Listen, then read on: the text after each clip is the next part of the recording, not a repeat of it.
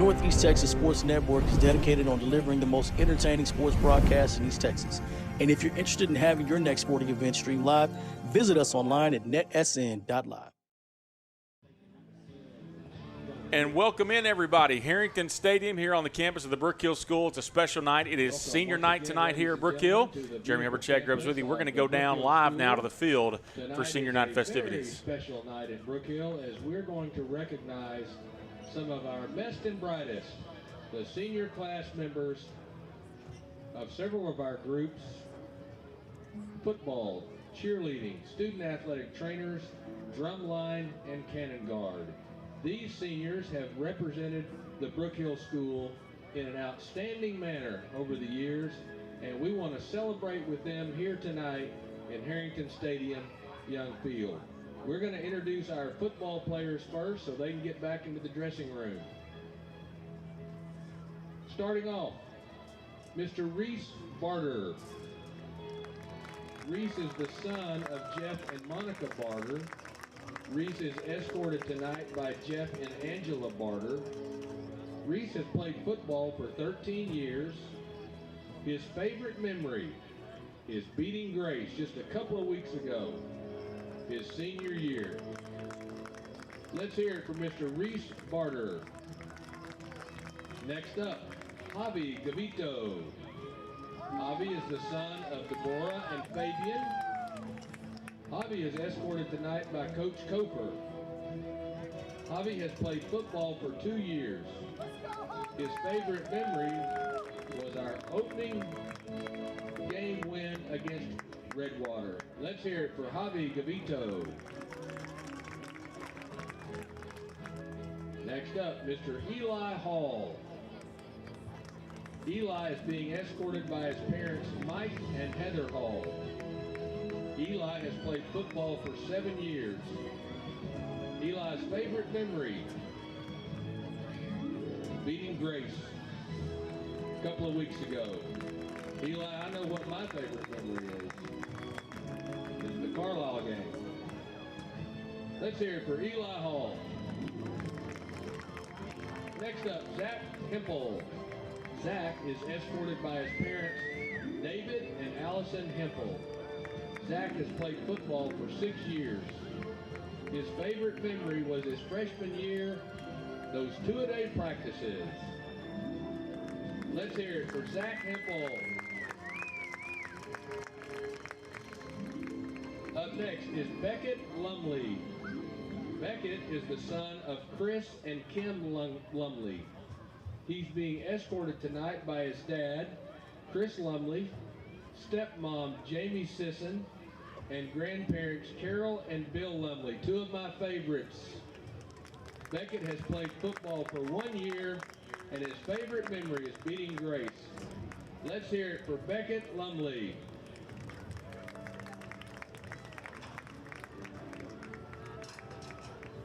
All the way from Sweden, Mr. Isaac Lundqvist. Isaac is the son of Patrick Lundqvist. He is escorted tonight by Mr. Medell. Isaac has played football at Brook Hill for 1 year. His favorite memory was the win against Grace his senior year. Let's hear it for Isaac Lundqvist. Up next is Cade Reed. Cade is escorted by his parents, Beth and Austin Reed.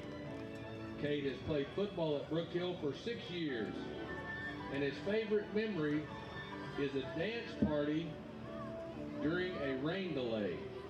All right, Cade. Let's hear it for Cade Reed. Mr. Michael Reeves. Michael is being escorted by his parents, Mike and Katie Reeves. This is Michael's 7th year to play football. His favorite memory are all those away game bus rides. A big round of applause for Michael Reeves. Up next, we got a couple of Finland boys on the team. First up, Jonas Serjave. He's the son of Paulie and Kamomia. Yona is escorted by Mr. Medell. Yona has played football for 7 years. His favorite memory is midnight practice and obviously the win over Grace. Let's hear it for Yona Sarayarvi. Up next, Emily Turkonen.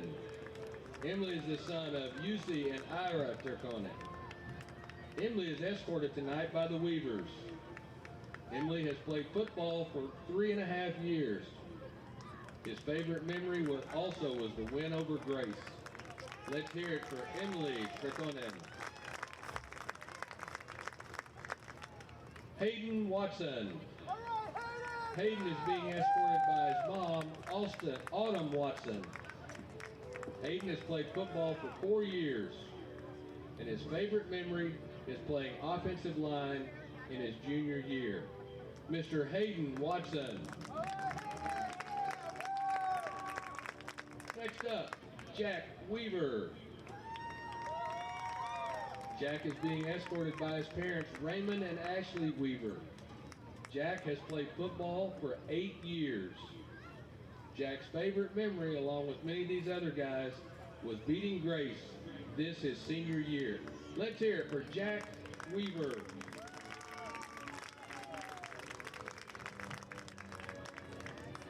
Next up, Mr. Blake Whitten. Blake is being escorted tonight by his parents, Jason and Jamie Whitten. Blake has played football for 7 years. His favorite memory, those away game bus rides. Let's hear it for Blake Whitten. Last but certainly not least of our football players, Mr. Daniel Yates. And Daniel is being escorted by his dad, Curtis Yates. Daniel has played football now for 3 years, and his favorite memory is just getting to play the game. Let's hear it for Daniel Yates.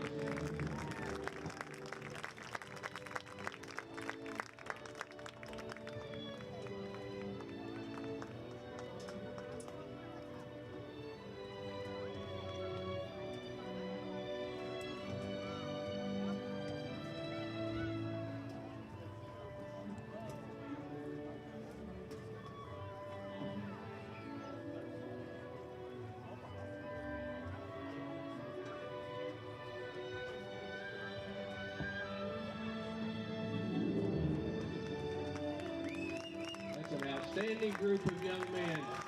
Let's give a big round of applause to our football seniors.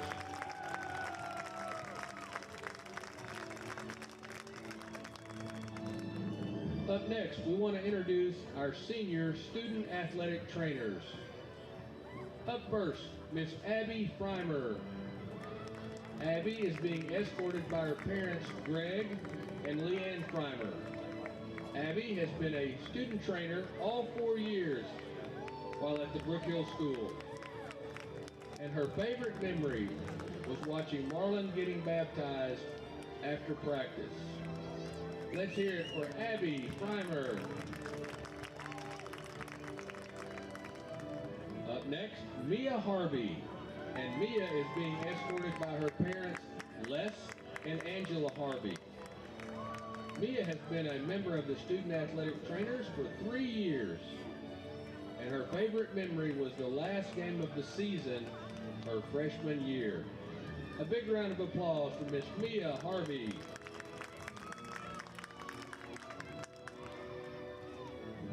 Last but not least, for our student athletic trainers, Amara Opara. She is the daughter of Adobe Opara. She is being escorted tonight by Mrs. Serrano. This is Amara's first year to be a student trainer, but she's a good one. Her favorite memory is traveling to all the away games and all the things she learned from our head athletic trainer, Miss Laurie Nath. Let's hear it for Amara Opara.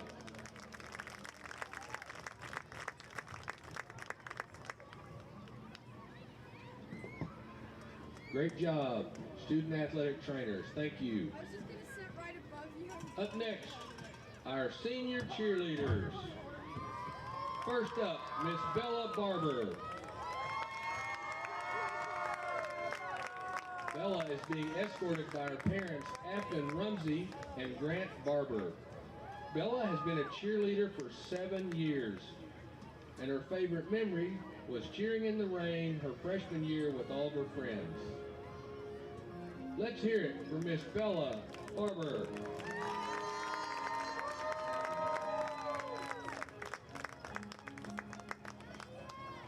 Next up, representing Rocky Top, Miss Emma Sanders Brady. And she's being escorted by her parents, Braxton and Carrie Brady. Emma Sanders has been a cheerleader for 8 years. Her favorite memory is cheering on the girls basketball team during their road to state in the quarterfinal game in Forney her junior year. Let's hear it for Miss Emma Sanders Brady.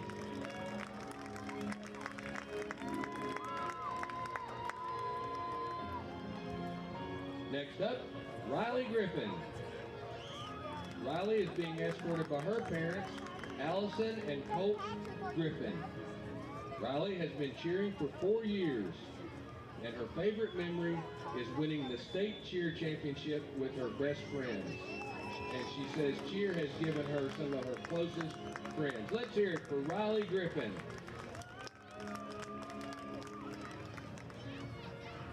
Miss Emerson Lake. Emerson is being escorted tonight by her parents, Jonah and April Lake. Emma has been a cheerleader for 6 years. Emma's favorite memory was also winning the state cheer competition championship with all of her friends. Let's hear it for Miss Emerson Lake.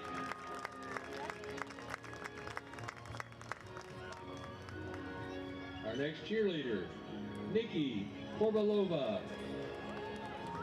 Nikki is the daughter of Zuzana and Martin. Nikki is being escorted tonight by Melissa Musson. She has cheered for 2 years, and her favorite memory is bonding with her teammates and learning all the new things. Let's hear it for Nikki Korbalova. Up next, Kennedy Talent. Kennedy is escorted tonight by her parents, Alyssa Boren and Dustin Talent. Kennedy has been cheering for 2 years. Her favorite memories are making new friends on those late night bus rides and cheering on her best friend at our basketball games. Let's hear it for Kennedy Talent. Next up, Miss Reagan Rohader. Reagan is being escorted by her parents Neil and Danielle Rohader. Reagan has cheered for 1 year.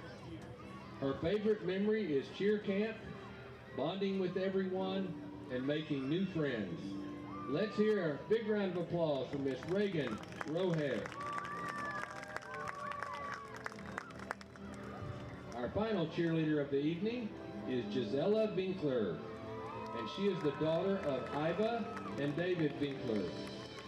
Gisela is being escorted tonight by Brook Gray. This is Gisela's first year to cheer. Her favorite memory is all the new things she learned. Let's hear it for Gisela Winkler.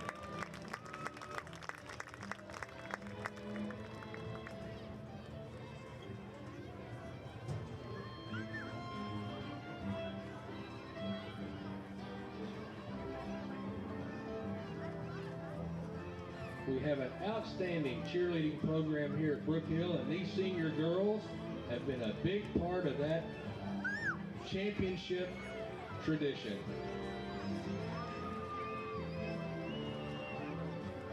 Let's give these senior cheerleaders a big round of applause.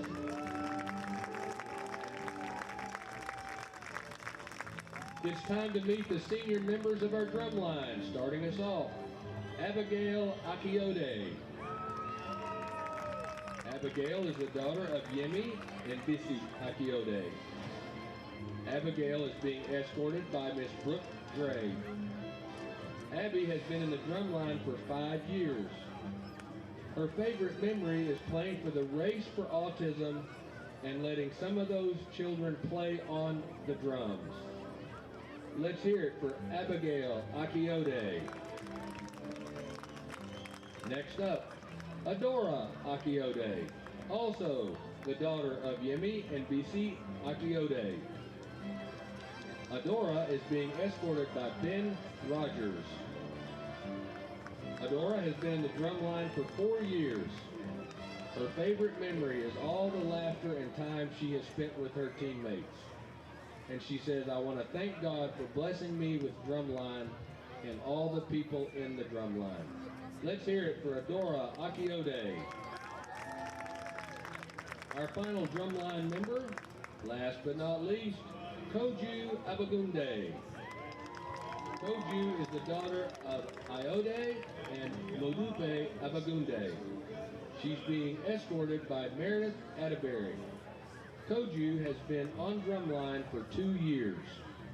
Her favorite memory was freaking out because crickets were landing on her and they all started crying. Let's hear it for Koju Abagunde.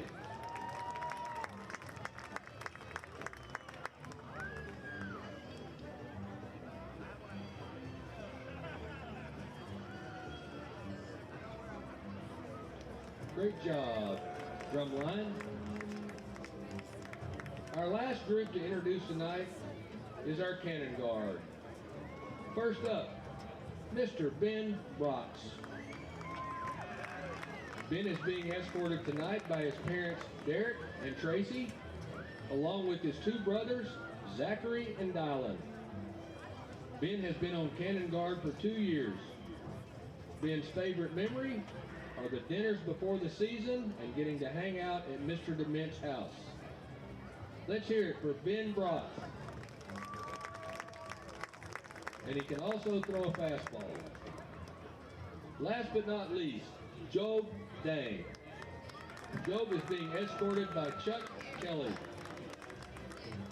This is Job's first year to be in the cannon guard, and his favorite memory is blowing up the grace sign at the Walk to the Rock.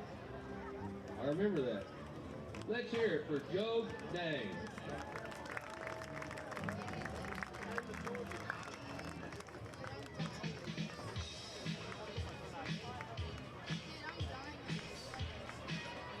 All right, there it is. Senior night 2025 for the seniors of 2026.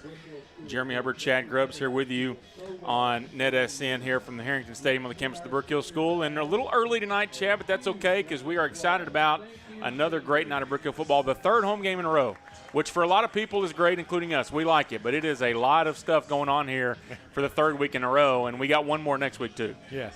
Your wife will be ready for an away game, right? Yeah, she was counting down the days, but obviously senior night's a huge deal. Absolutely. Next week being homecoming, right? So it's 2 big weeks in a row here at Brook Hill, and you got to see all those seniors. I would fail miserably to try to rename them all, but you saw the football guys first, and then the cheerleaders and the drum line, the athletic trainers, the cannon guard, a bunch of those guys. And what's cool, Chad, and I know that you're not here all the time, you don't work here anymore, but a lot of those kids, and it's cool to see those kids who do a lot of different things. It is, and it's another thing that I think's really cool. We had so many kids out there that are international students, yeah, and their parents are getting to watch their senior night being escorted by their parents here. And I want y'all to know we love y'all's kids. Absolutely. And we are glad that they're here. We're glad that we can be part of their lives. And we're glad that NETSN is an opportunity to bring senior night to y'all. And I know it's hard on y'all sometimes to not be able to be here with them, but just know that while your kids are here, they're being loved on and they're being poured into by the word of Jesus Christ. Yeah, and the cool thing is, even though you may not have seen it live, if you're going back and you watch this, your kid says, hey, look, you can go back and I know like Daniel Yates' dad's here. Yeah. I know that's something they'll go back and watch, all of our boarding students. So we're glad we got to bring that. But we are here for a football game, and quite honestly, Chad, it's one that when you look at the records of these two teams, it's kind of a weird look because you see Grace Prep coming in at 5-1. I think they're 1-1 in the district. Yep. Brook Hill comes in at 3-3, 1-1 in the district, or excuse me, 1-2 in the district. And so the records, you're like, okay, Brook Hill's kind of in danger here. And look, you got to play the game, right? We got to play the game. But just based on what we've seen, Brook Hill has a chance tonight to kind of get some things right. Right, and it's an opportunity for them to get back on the field after last week. They've got a bad taste in their mouth about, what happened in the second half and not being able to finish that game, and now's the opportunity to get back out there and forget about that and try to stay in that third spot for playoff. Yeah, you really, at this point, some things have to really go our way to get back into that home playoff game spot. Really some crazy things, but you never know, right? You never know. You never know what's going to happen. But really, you want to make sure you stay as high as you can because the other district at the top is really good. You're looking at a road game already, so now it's either okay. Is it Fort Worth All Saints, who we think is the best team in the district, possibly the best team in the state? That's scary considering we saw Regents. Right. Midland Christian, who dominated Southwest Christian last week, who we kind of thought Southwest Christian was a team that might be in the mix. So getting a big win tonight is huge because it assures you, unofficially assures you that you're going to be at least in the third spot. In the playoffs. Right, because Grace Prep has already beaten Dunn. We've seen Brentwood. I don't know that – I think Grace Prep is better than both of those teams. Yes. So tonight is kind of the final real test to keep that spot. But we got to go out and control what we can control. Yeah. And that's us scoring touchdowns and stopping them from scoring. And just from talking to a couple of the coaches this week, I think the guys are ready tonight, and let's see what we can do. What's funny is we wondered after the Regents game how our guys would respond the next week against Grace, and they responded resoundingly well. And now you have to ask the question, how are they going to respond after last week? Because last week's loss, in I think many more ways than the Regents game, was something that could have been really disheartening because that was a game that they were dominating at the half. Yeah, I mean, me and you looked up at one point and we're like, dude, we're in control here, and then the wheels fell off. And it snowballed on us, and we just couldn't stop it. Very similar to how it started with Regents. It just happened in the second half last week. So if we can eliminate that, I think we got a great opportunity tonight. But I am with you. From what I've heard, it's been a very good week of practice for our guys. And that's, all you can ask for is come back and respond because that game's over with. And truthfully, you can't let a game beat you twice. No, absolutely. And that's the danger in a game like that, losing last week, is, okay, you have to shake it off and you have to be ready for this week because this week is truly a must-win game. And we're seeing some people in the crowd that usually watch us at home. Les Harvey here. Yeah. I mean, I'm disappointed. Does he have his headbutt, his AirPods in and listening to us on the delay? I actually I saw somebody a minute ago pull up YouTube on their phone, and I thought, are they going to check us out? Or they're thinking, no, we've heard enough of these guys. But we are excited about a great night of football. We're about 15 minutes away from kickoff. Grace Prep is making their way back out. We're going to take a quick commercial break. When we come back, we'll talk more about this football game tonight here. It's the Guard and the Lions live on NETSN. Struggling with mobility, chronic pain, work, or sports injury? At Azalea Orthopedics, our team of highly trained physicians specialize in complete orthopedic care, pain management, sports medicine, physical medicine, and rehabilitation. If you've sustained a bone or joint injury, have mobility or movement problems, struggle with pain, contact Azalea Orthopedics. We're conveniently located across East Texas, serving 18 counties. When visiting your doctor, urgent care, or hospital, you have a choice. Demand Azalea. At Azalea Orthopedics, your health is our priority. Brook Hill is more than a school. I am more than a teacher. We're more than a classroom. This is more than a performance. That is more than a scoreboard. At Brook Hill, you are more than a student. Brook Hill provides a Christ-centered education that more than prepares students for college. It prepares them for life. Brook Hill is a place to grow, a place to belong, a place to thrive. Are you ready for more?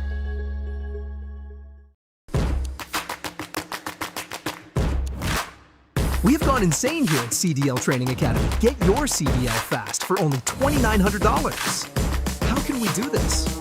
Because we're a crazy boys. Get down to Henderson now. Call or click today to get your CDL. This is where legends rise and moments are made. They're still on his feet. Come on, still on his feet. From the buzzer beaters to the game winners, we bring you the action. Raw, real, relentless. We cover every angle, every story. From the streets to the stadiums. We're going all the way. Your favorite athletes. Your teams. Ford breaks the tackle. Oh my gosh. Your passion. All in one place. New games, live shows. Here he goes. He's got some blockers. This is the future of sports media. There he goes. Quicker to the secondary. This isn't just a network. This is a movement. Ooh, oh, he ran over the defender. Welcome to NETSN. Game on.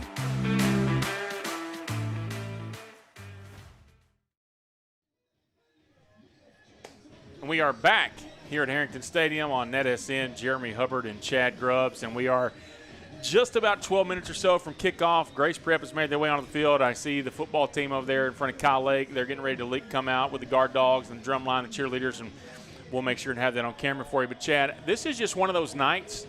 It just feels like it could be a really good night for Brook Hill. I don't know. There's just something different in the air tonight. It does. You just have those nights that it just feels that way. And, again, we've said it. You've got to come out and take care of your own business. But I'm looking forward to what we have in store for tonight. It looks like the football team's headed this way. Yeah, we're going to Calvin Henson up on top tonight, by the way, on the camera. Does a great job as always, and he's got that good view for you there as they come in. One of the coolest things, Chad, I know you were a part of the staff here, obviously the same way I was, and I got to be honest, there's a lot of cool things about Brook Hill, but the walk to the rock during the day is awesome. But there's just something special about when you head out in front of Kyle Lake and you touch the rock and you come through the crowd and Enter Sandman's playing, and it's just like, okay, let's go. And you got your guard dog with you. Yeah. That's a neat thing that they do here at Brook Hill. Each football player has a young kid. Used to from be Emily. one. Now it's like 2 or 3 because there's a million of them. Which is awesome. Yeah. And it's one of the things they look forward to because a lot of I would be willing to bet that all the seniors who came in tonight that have been here for a while all were guard dogs. Like my son last year graduating here was a guard dog for multiple players, and so that's just a cool thing that those guys get to be a part of for sure. And one of the coolest traditions, honestly, that you see anywhere. I've seen places that maybe they walk through the stands and come onto the field. Yeah, I tell you with what, their flags and stuff this is cool. This is up near the top for me on this, and excited to get things going here. Yeah, when those guard dogs. Look at it when they. No, listen, it's funny. Calvin didn't get this on camera, but when those dudes come off that ramp and they run around the track, first off, you got to watch who's going to eat it because somebody always falls. But they are running as fast as they can, and they are ready to go. One of the coolest things for them. The one thing I hate is that we don't have the time to let them run through the tunnel, and I think a lot of it is because we're afraid they get stuck and trip and all that kind of stuff. But like these guys, they love being around the high school players, Chad, but they love racing each other on that track. Absolutely. That's the best part for them. Hey, it's just like what we used to be on playground, right? Yeah. This is now on Friday nights on the football field. Yeah. It's top of the line for those guys for sure, and they're excited about doing that. But we are ready to go here tonight, and Brook Hill, Chad, we mentioned tonight at home in this game against Grace Prep. Next week is a non-district game in that district bye week, but it's against Tomball Christian. We'll talk more about them later in the night, I'm sure. But just 2 more chances to catch these guys at home. Now, listen, we're all hoping and praying that something funky happens and we're hosting a playoff game here in a few weeks. But if nothing else, these guys have 2 more weekends. And listen, you know this, Chad, being an athlete. Like when you are nearing your last few times playing on your home field, it's a little more special. You play with a little bit more I don't know what the word is, but you have a little more behind you in that situation. Yeah, you do. It's a great feeling, especially for these seniors on senior night. It'll be a fun game for them. And so you see the guys coming out now, and they are pumped and ready to go. It does, I say that kind of lightly but kind of serious. Like it does feel a little different tonight, and I'm glad to hear that or glad to feel that because it's kind of been like, okay, how are we going to respond when you see it in our guys right away? I feel like they're ready to go. Yeah, it's I'm ready for it that old ball to get kicked in the air and get started. So as they make their way out, we'll have the coin toss here and then the national anthem and opening prayer, and we'll go down to the field for that. But we'll see if they do that. You never know, Chad. I feel like we've done a different order every week. I think you're supposed to do the national anthem and prayer first and then the coin toss, but, you never They didn't know. ask us. They don't. And listen, I've made it a promise. I've made it a promise to myself tonight. All right. Don't say it because you jinx yourself. Well, I'm looking down there first. I'm looking down. I'm not going to tell you because I can't promise that tonight because I'm looking around. All right, here we go. We're going down to the field for the prayer and national anthem here at Harrington Stadium. The colors will be presented tonight by the Brook Hill Cannon Guard under the direction of Mr. Steve DeMett.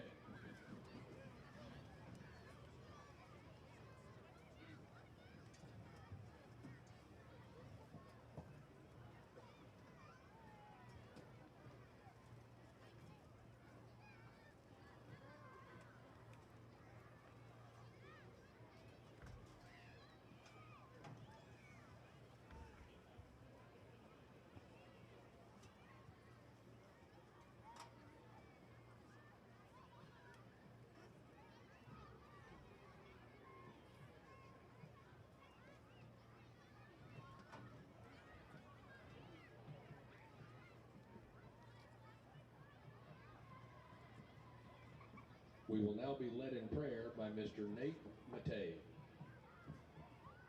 Heavenly Father, we are humbled to come here tonight, this beautiful weather. We just pray blessings on this game, that we have health after this game and during this game, and we pray that we give you all the glory. In Jesus' name I pray, amen. Please remain standing, and gentlemen, kindly remove your hats for the playing of our national anthem.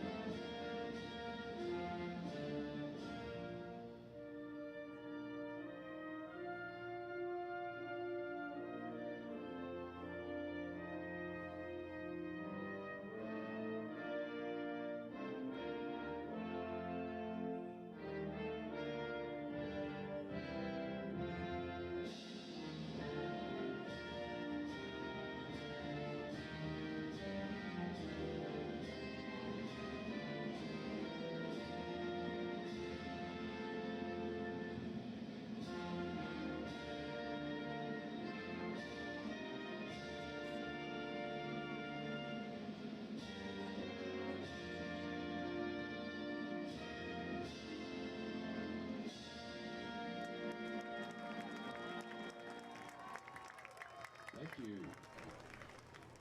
All right, back here ready to go after the national anthem and opening prayer as it is Grace Prep and Brook Hill tonight here from Harrington Stadium. And the coin toss getting ready to take place here. And, Chad, it's been a blast to do this year. And just checking in here, if you're watching, check in the chat and let us know where you're watching from. I see Patrick Ritchie checking in from Quebec, Canada, saying go Sid. And, man, what a great addition to the program, the Canadian quartet has been absolutely this year. Those guys have played really well, including Sid, but also PA and Laurent, Big Larry. Those guys have done really well. Also Greg, who 3 weeks ago, I think, they're starting to run together now, but he had defensively one of the better games we've seen in a long time the other night. Captains for Brook Hill, number 1, Zach Ryle, number 3, Gio Orico, 15, Cole Schluter, and 28, Hayden Watson. You got this. For Grace Prep, Grace number Prep. 77, Grayson Weisenut, number 3, Daniel Keck, number 4, Keenan Jurgensen, and number 59, Colby McLean. I'm sitting here thinking, I think you have a roster for Grace Prep. I do not. That'll make tonight very interesting. Well, the only reason I can give it to you on your phone because that's the only way I got it. Your wife sent it to me so I could do call board. Well, I saw it earlier, and I never saw it after that. So we'll make it work. We'll figure it out, but we're excited to get this one going here, and we'll see how this coin toss goes. Grace Prep, this game last year, Chad, ended up being a Saturday afternoon game because, of course, they don't have lights at Grace Prep, so we had to go up there on a Saturday afternoon last year. And it went very well for the Guard, as a matter of fact, and we need one of those tonight. Brook Hill did win the toss, and they will defer to the second half. Brook Hill has won the toss. And it will be Grace Prep starting the game on offense. And, look, I want to get the defense on the field. Quite honestly, I want to get them out there and see. Something to watch out for, Chad, and I don't want to jinx us with this, but as I watch the skies, clouds are moving in. I know there's a cold front, some storms potentially moving in late tonight, potentially, or tomorrow. Something to keep an eye on because I'm starting to look towards, the southeast and seeing what's out there. We've seen crazy stuff happen southeast here. Yeah, I hope that in my business, I like it, but not for a Friday night. Let's wait. I got to be honest. I'm not going to like it for our situation here because we've been in a few games where we've had to sit here and wait it out for hours on end, and I'm not really a big fan of that plan tonight. And hopefully we don't need it. Hopefully the weather will stay nice. We've had a great year of weather. Honestly, the worst part about the weather has been it hasn't gotten cool. It's just so hot. It is so hot, and actually – I don't know. Obviously, it's far enough away because our staff would be watching this, but there's some lightning, and you look to the south down there, Chad. And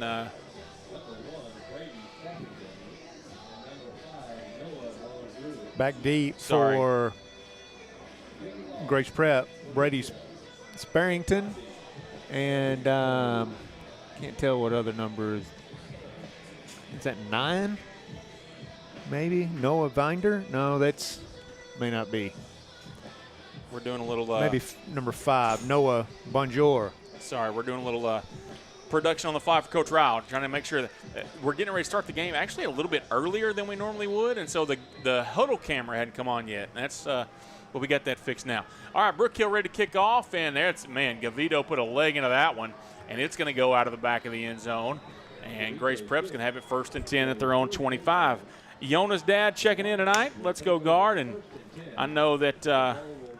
Sarahavi is very proud of Yona and what he's done in his time at Brook Hill. Absolutely. I hope that he knows how we all feel about Yona. He's a kid that got to spend a lot of time around the last few years, and so very fortunate that Yona has been here. Thank you for letting us, trusting in us to, be around your son for these past couple years. No doubt.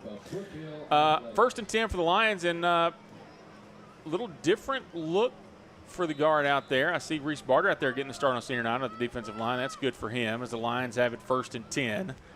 And the quarterback is slinging around, guys. He is going to be fun to watch tonight. And a quick pass over here on the near side at the 30. And he can't get away from the first tackler there. Casper Hansen grabbed him by his feet first and then brought him down. That quarterback, Cohen Jurgensen. And, Jurgensen, we've seen this Grace Prep offense put up a lot of numbers. They won a game this year earlier, 70-something to 60-something against McKinney Christian. And, that there's only one way to do that, and that's put the ball in the air quite a bit because the clock stops when you're throwing the ball, but not when you're running it. So they had to put it in the air quite a bit that night. I was going to say that doesn't bode well for our time of the game tonight. As Jurgensen now will take the snap, they're going to fake the handoff. He's not going to hand it off. Hands it off. Or quick pitch here, number 10, brought down by Luke Scott for a loss of 2 on the play. As he got it to Jackson Bryson there, number 10, and it's going to be 3rd down and 5 here from the 30. If you're just now watching us, just know we don't have the scoreboard clock on our screen, but we'll keep you updated. We're just under 11 minutes and counting here in the first quarter, and it's 3rd down and 5. And a first chance for this defense, Chad, to make a big statement here on the first drive of the game. And there's Jurgensen now looking to pass. Has plenty of time, deep, and he's going to overthrow his receiver there, but he was trying to get it to, I believe that's number 1, Brady Sparrington. And listen, they got some big receivers, Chad. They're tall guys. They stepped off the bus, and you look at them and they're like, these are good-looking kids. I mean, look, at the end of the day, they're a 5-1 football team. Absolutely, they've done something right. They've done something right. We just think, I think that here's the truth: when you can schedule your own non-conference opponents, you can make your record look however you want to, right? Yeah. And that's what we think maybe the case is there, but we're still going to have to play. Here comes the punt as it's Daniel Yates back, and it's almost blocked by Eli Hall. And Yates calls for a fair catch and bobbles it, but he gets back on top of it at the 37. And that's where this Brook Hill offense is going to have their first shot of the night. Brook Hill will take over 1st and 10. So this offense now, we saw the defense. Look, I think that's the first 3 and out of the season on the opening drive, Chad, quite honestly, with this defense. That's a great job setting the tone, see if offense can go down and break the streak with what they've been doing. I almost want to take a shot on the first play. Let's just see. Run PA right down that seam. Let's see what they come up with here. Got that wing set in there. We've seen the wing set a little bit here in the last couple of weeks, and they've got that now.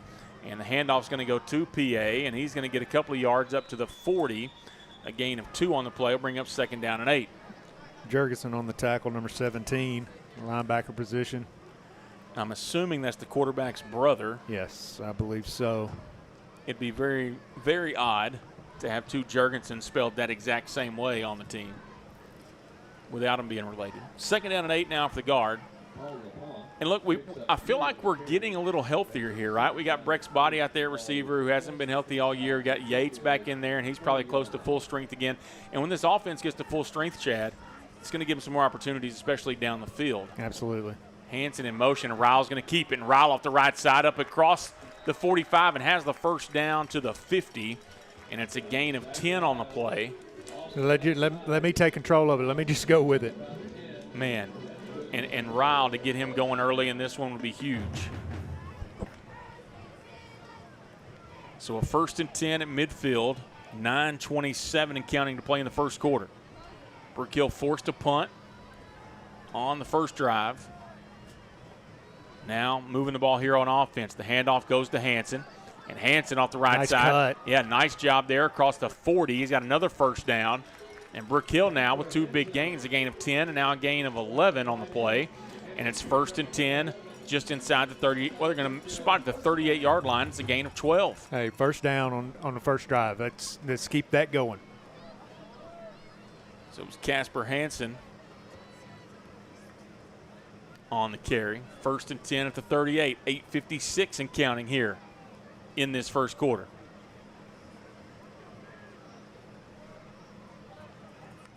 Ryle drops back. Here comes the pressure. Steps up and avoids. Down the sideline looking for Schluter, incomplete. But, man, what a good job there by Zach. Yeah. As that pressure came from the backside, he was able to step up and avoid. He felt the pressure, stepped up, avoided it, and he just a little bit over Schluter, but it was on a line for sure. Schluter was being covered that time by number 12 for Grace Prep, and I don't see him on my list, Chad. Gotcha. I got you corrected. Jacob right here. Oh, my bad. There we go. Jacob Wams-Gans. Okay. But look, 12 is a big kid. 12. If there's anybody can run with a tight end and play physical defense with him, I think it's him. Hanson in motion here on 2nd and 10. The handoff to PA. And PA breaks the first tackle. Spin move across the 30, and he's got the first down. Yeah, that's his signature right there for sure, right? Just keep your legs moving and, see what he does. And so another first down for Brook Hill as the clock at 8:25 and counting here in this first quarter of play. And Brook Hill playing with a little bit of pace here, not super fast, but not giving Grace Prep any chances to sub out on defense. And Hanson, they're going to fake the handoff, looking to pass. There's PA down the seam. And, just missed him. He was nobody there. He was wide open. He was wide open, and we just missed it. But I'll tell you what, Chad, if you've watched film of this team, how do you ever – I can't imagine why 24 would ever be wide open on this field. Absolutely. I mean, and – their coaches over there are going crazy because they coached that this week, I promise you. And if they didn't, it's going to be a long night for them. Yes, sir. 8 minutes and 8 seconds to play in this first quarter, and it is 2nd down and 10 for the guard at the Lions 27. And Ryle looking to pass again. Great protection. Has plenty of time. Now gets it over in the flat to Yates, and it's incomplete. It'll be 3rd down and 10. Just let him. And here's the thing, so much time to throw the football right now for Zach. He almost has to feel like this is not normal. He hasn't had this kind of time tonight. Right. It's been a long time since we've had this kind of protection. 8:02 to play. And you're probably in field goal territory here, Chad, if you don't pick up the first down. They try to draw him off sides there. And now on 3rd down and 10. Rao looks to the sideline and gets a new play, and he's going to hand it off to PA. PA off the left side is going to be dropped at the line of scrimmage. So 4th and 10 now at the 27. You're looking at about a 45-yard field goal. And here comes Gavito. Yeah, let's try it. Why not? I'm here for it. 7:45 and counting to play in the first quarter. And on Brook Hill's drive, it's going to be a 44-yarder. And just inside 44 yards, it looks like. He's got the leg. That's not the issue. Well, we have the time. When you have a kick from this far away, you really got to kick it a little lower maybe than you want to. So Hanson, the snapper, Wittens the holder. It's Wisner, the holder. The kick is up, and it's got the distance, Chad, and that kick is good. 44 yards for Javier Gavito, and Brook Hill takes a 3-0 lead. We'll take a timeout and be right back here on NETSN. Struggling with mobility, chronic pain, work, or sports injury? At Azalea Orthopedics, our team of highly trained physicians specialize in complete orthopedic care, pain management, sports medicine, physical medicine, and rehabilitation. If you've sustained a bone or joint injury, have mobility or movement problems, struggle with pain, contact Azalea Orthopedics. We're conveniently located across East Texas, serving 18 counties. When visiting your doctor, urgent care, or hospital, you have a choice. Demand Azalea. At Azalea Orthopedics, your health is our priority.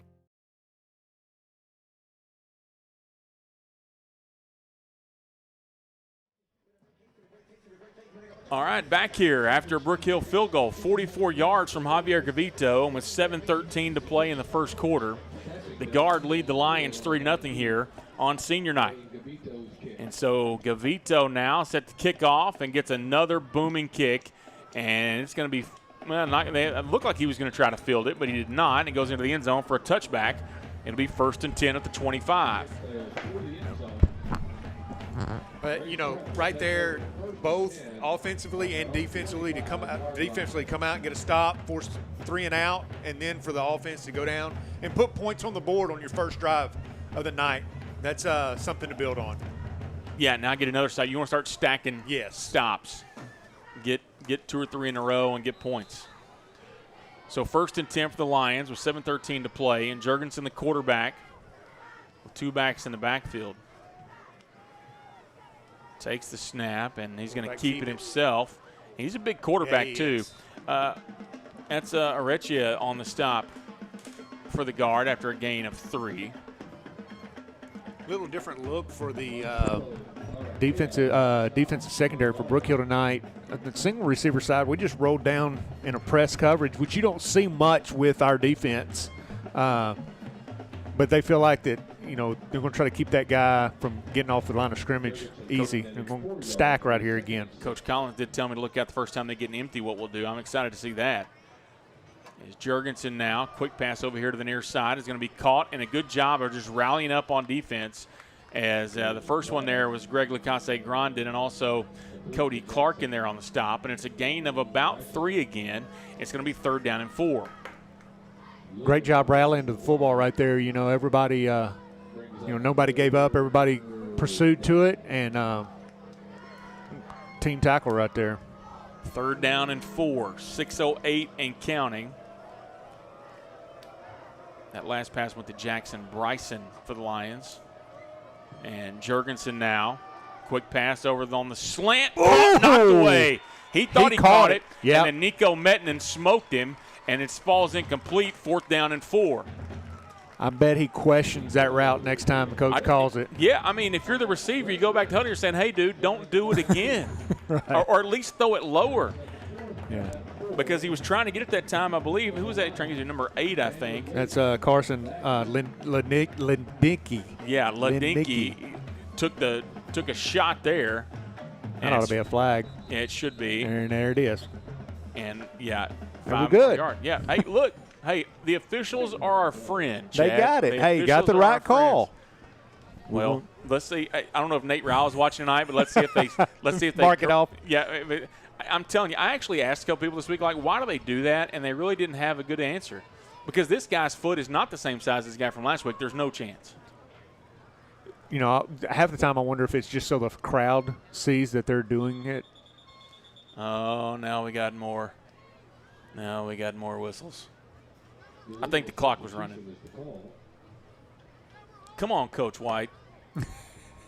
We hadn't mentioned Coach White all year because he's done such a great job on the scoreboard. I need to. So when he messes it up once, we're going to have to get him for Yeah. it. I don't think Coach White watches his back, but if so, we're going to tell him.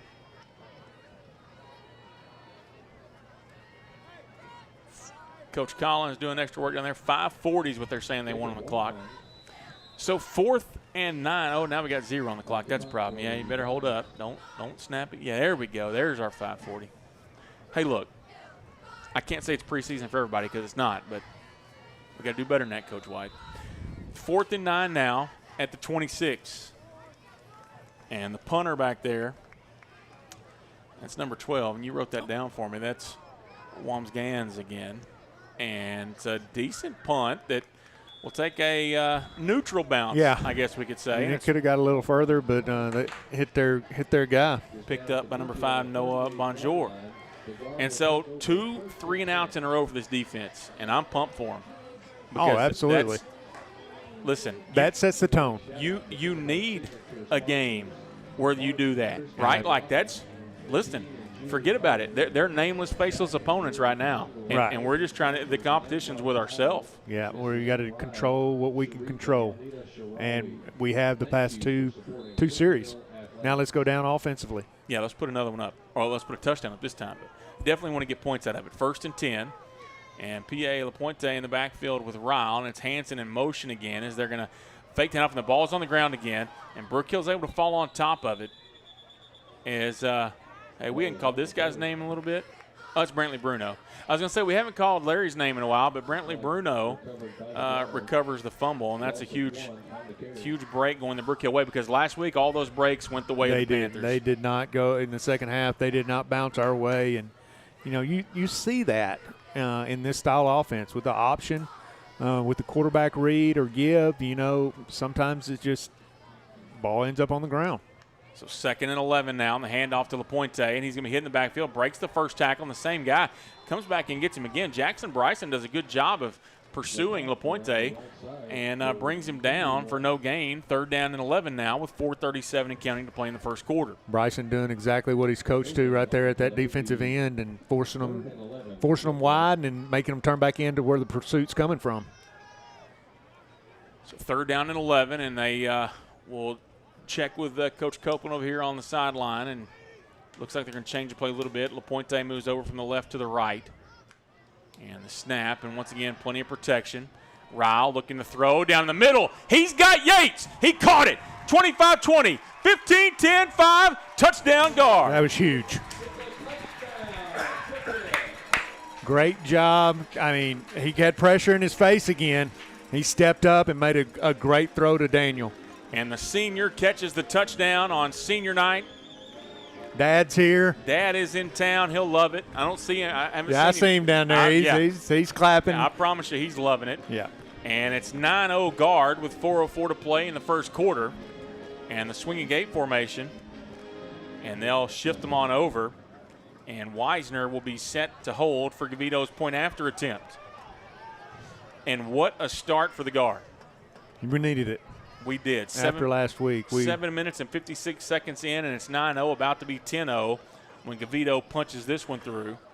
The snap, the hold, the kick, and it is good. And the guard lead 10-0, and we'll take a timeout and be right back here on NETSN.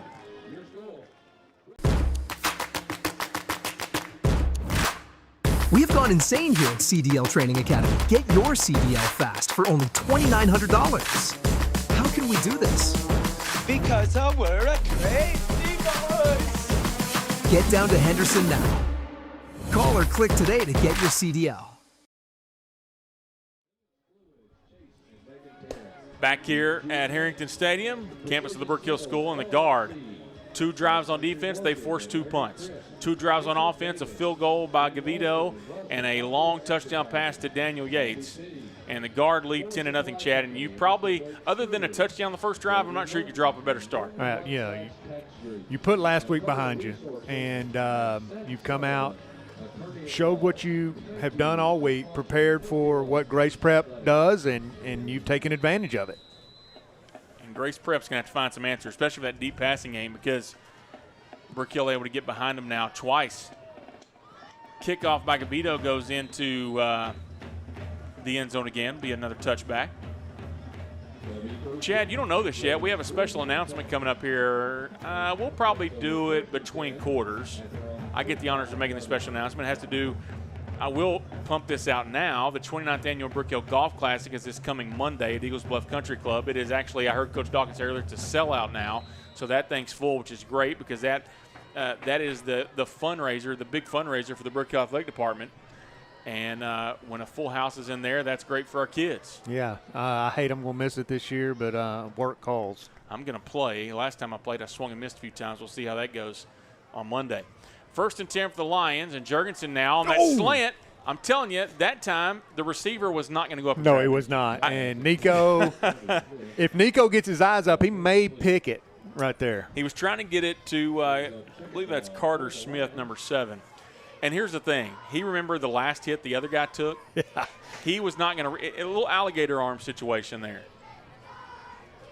And so it's 2nd down and 10 with 3:59 to play in the first quarter. And Jurgensen now with 2 receivers to either side. Pressure, and Luke Scott can't bring him down, but Eli Hall can. Sacked.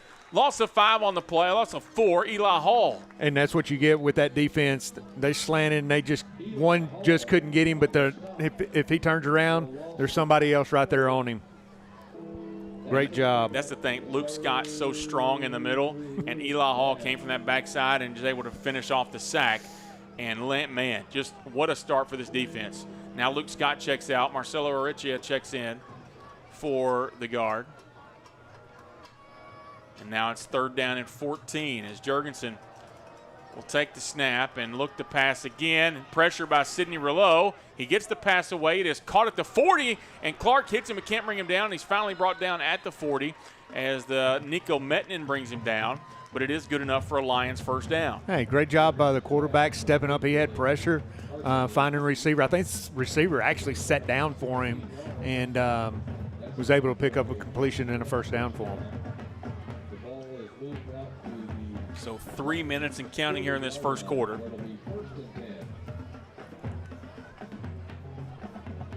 Now Grace Prep brings 3 receivers over to that far side.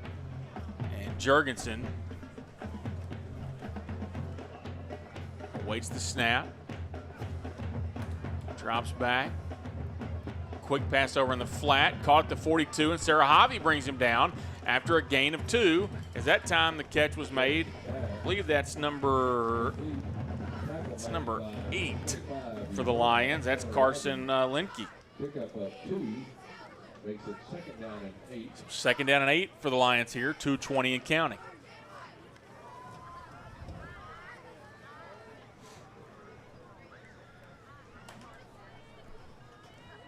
And the Lions, they have to make sure that they can get something out of this drive if they want to keep this game interesting, because Brook is playing really well. Deep pass down the field, and not that.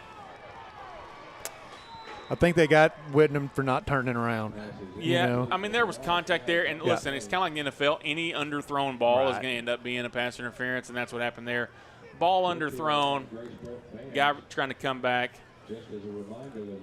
It's hard. I mean, that's the hardest play by the for the corner or safety to cover, is because you're not looking. You're looking at that guy's eyes, and he throws his hands up, and you're going to try to make a breakup, and then you hit him before the ball's there.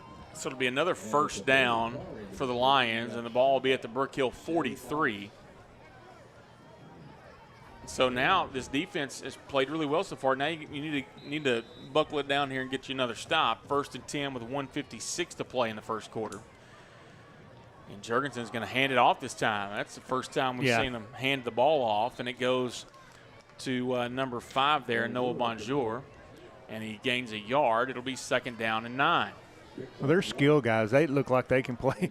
Well, I've watched a couple films on them. These guys have been all over the place, and so I think they just have different weapons, different styles and where they want to play them. Well, number 78, that right guard, James McKinney Jr., he's as big as 3 of our linemen. As Jurgensen now quick to pass, and it's caught over at the 35, and I think it's going to be a first down as he got it that time to number 1, Brady Sappington. And it is good enough for a Lion first down as we are at 1:20 to play here in the first quarter. Ball down to the Brook Hill 31, gain of 12. They got a big offensive line, Chad. I remember that from last year, but I'm telling you, McKinney, the right guard, he looks like he's ready to play on Saturday somewhere. The right tackle's a big fellow, but compared to him, he's not. Jurgensen, quick pass over to the far side, caught behind the line of scrimmage. He's going to rally up and gain about 4 yards before Witten and Mettinen and Sarah Harvey can bring him down. And it's a gain of 4 on the play. It'll be 2nd and 6. 1:04 to play in the first quarter. Well, I want to see if Grace Prep's offense coordinator can stay with that. They've been able to get quick out there multiple times. Let's see if they stay with it. See if our guys screw it down a little bit and get a little tighter coverage. They never can, Chad. Offense coordinators are never patient enough to just take that pass. Jurgensen takes the snap. Nope, they just can't help themselves. Throws it down the middle, and I think he picked. Touchdown. An interception. Not a touchdown, but an interception. Cody Clark with the interception. And you know what? As well as he's played this year, good for Cody. Yeah, he needed that. That's his first one this year, and it's Coach Collins out there patting him on the head. That's a great job. And that's what we just talked about. Their offense coordinator, they had the hitch. But think they've got to stretch it a little bit more. Why not just take the 5 that we're giving you? I don't understand it. I guess that's why I'm not an offense coordinator. Well, that and I don't understand it. But, truthfully, if I'm going to give you 7 every time, you should take 7 every time. But they just can't help themselves. Yeah. He had it again. It was there. 1st and 10, and the guard after the turnover. And I think as Ryle will keep it here off the right side, breaks the first tackle, and they're finally going to write him down at about the 16 after a gain of 4. I think this offense can really be at its best when they're not having to come from behind. And I think with a 10-point lead at this point, it just changes the whole thing. Well, absolutely. They just relax and play the game and have fun. When you're behind, you're just pressing too much. And these are kids, right? And they're going press. But right now, we got the lead and just keep playing and having fun. That's the big thing. They're going to say a gain of 3. It's 2nd and 7. The clock's at 2 seconds, and I think Brook Hill they're going to snap it right before, and they give it to PA. And PA off the left side breaks 1 tackle and finally brought down by number 80 there at the 19. It's a gain of 3, and it's going to be 3rd down and about 4 when we come back after the end of the first quarter. Brook Hill leads 10-0. We'll take a quick timeout. We'll be right back. Brook Hill is more than a school. I am more than a teacher. We're more than a classroom. This is more than a performance. That is more than a scoreboard. At Brook Hill, you are more than a student. Brook Hill provides a Christ-centered education that more than prepares students for college. It prepares them for life. Brook Hill is a place to grow, a place to belong, a place to thrive. Are you ready for more?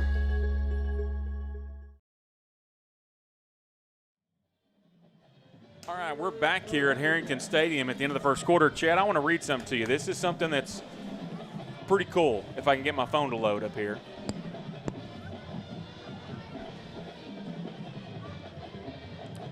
It's taking a minute. I apologize. Oh, here it is. All right. I told you the Brook Hill Golf Classic, Monday, October 20th. Brook Hill Athletic Department tomorrow has a special silent auction that will open at noon tomorrow on the Brook Hill Guard Athletic Facebook page only. Thanks to the incredible generosity of the Larry Crisp family, we have an unforgettable opportunity, a guitar autographed by some of music's biggest stars. First up, Rascal Flatts. Okay, Chad, you know Rascal Flatts, and we'll keep going while we're here.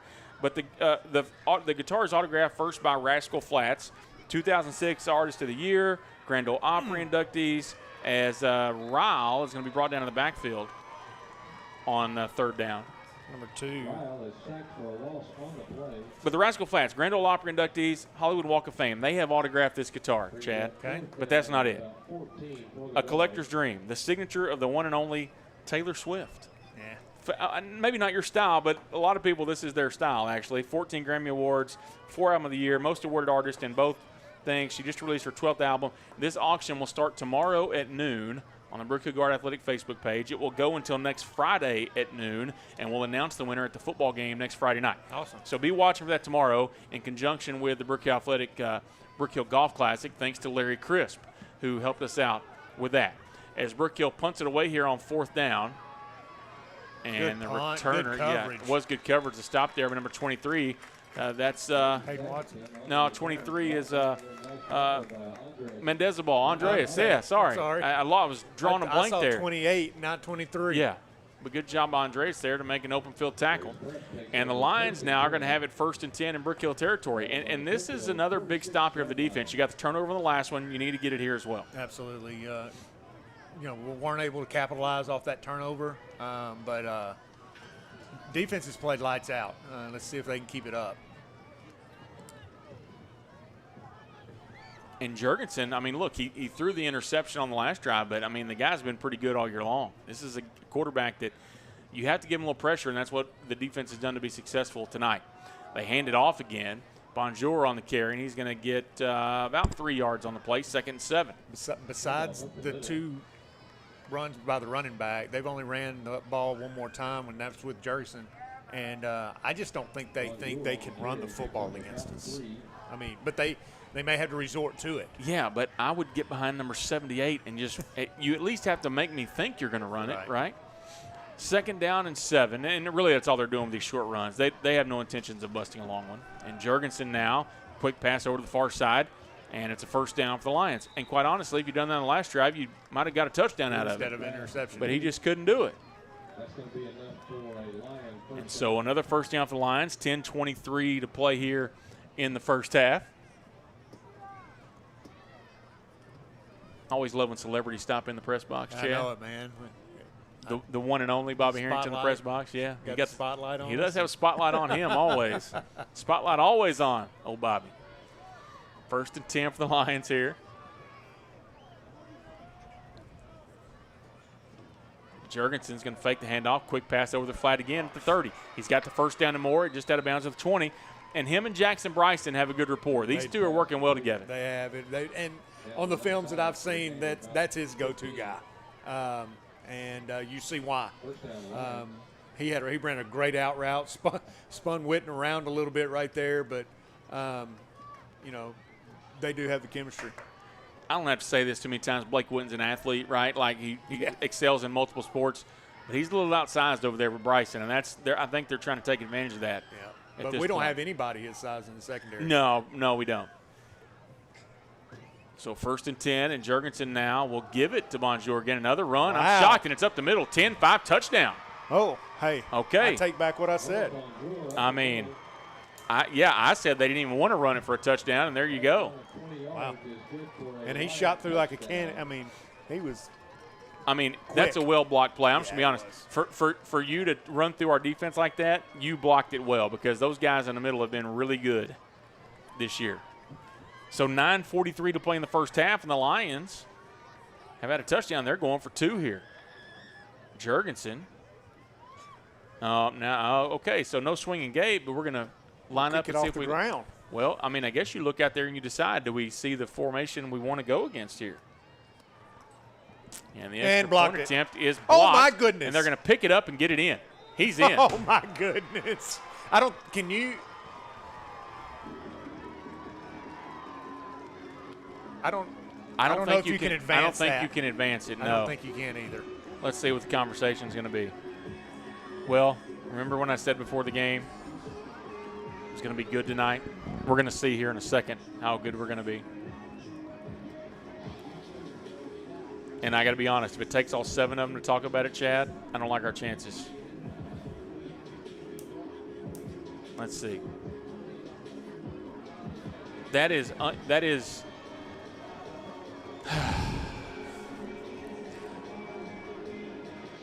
when our whole coaching staff is livid, it's the wrong call. That is terribly bad. Here's the question. Does that count for 1 or 2, Chad? It's got to be 2. Does it? I don't think it does. I don't even know. And he just flagged the sideline. because you were wrong. And that's what gets me every time. You know you're wrong. Take it. Take it. Yeah. And don't throw a flag. And here's the truth. I mean, I'm watching the sideline. It wasn't like they were being berated. No. I mean, they're Scott's definitely asking. They're We're definitely asking talking why. about it. I mean, you got to get that call right. So that'll back them up 15 here on the kick return. So it looks like they just gave them 1 point. I'm going to go with 1 point. I mean, obviously that's the case, or they would be trying to correct that. Now we got to settle back down and put together a good drive on the offense. Go get out and get some points. I don't know, Chad. I'd like to do some digging at halftime. I want to do some digging on that. I don't think you can advance a blocked extra point. I think the only way that it can be advanced is by the defense. Yeah. Now, are they saying that he recovered it in the end zone, which obviously was not the case? Right. But if that's what they're saying, they're wrong on that too. Yeah, Daniel Keegan to kick off for the Lions, we think. They got two kickers lined up.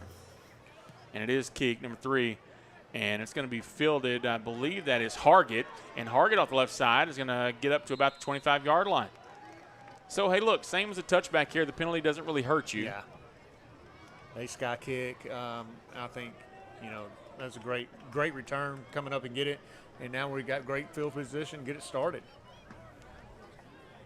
I wish we were like Fox and we had our own rules interpreter here in the box. I'd be curious to know what the ruling was there and how that could even happen. But you're right about I'll go back to flag just for 1 second. I'm done with it. You don't throw that flag there on the coaching staff unless you know you made the wrong call. That's the truth. Right. If you know you made the right call, you just ignore it. Yeah. And so, knowing the 3 guys that were there buying through the flag, Coach English, Coach Collins, Coach Rowell, they didn't use any kind of magic language that would get you a flag. They were just trying to find out why, and they can't give him an answer, so the only way to do it is throw a flag. And the number of men in those 3, the number of years of experience with English and Rowell and Collins, I'm going to take my chances over that guy that threw the flag and made the call. 9:40 to play in the first half, and Rowell's going to hand out to LaPointe. Right side across the 30. Ooh. Break another tackle at the 35. Get out of his way if you're smart. That old safety didn't want none more of that, I promise you. He's walking back thinking, what did I just run into? Yeah, the Canadian destroyer, 12 yards on the carry, and it's 1st and 10 at the 37. And it's been fun to watch him run it all year. Golly. I mean, he does not quit. I know I say that every week, but, I mean, that's just, like you said, if you've seen him in street clothes, you're like, no way. Not this guy. 9-12 and counting in the first half is that Schluter that goes in motion for the guard. And he'll reset as Rowell will take the snap and hand off to Gandy this time, I believe. And Gandy gains about 5 yards on the play up to the 42. One guy spots the 42, one guy spots the 41. And they'll say it's a gain of 4 to the 41, 2nd down and 6. And Gandy runs it hard, too. I mean, that's what they call it, the double-headed monster right back there. You just never know which one you're going to get. Yeah, and they both run so similar. Yeah. They both run it so similar.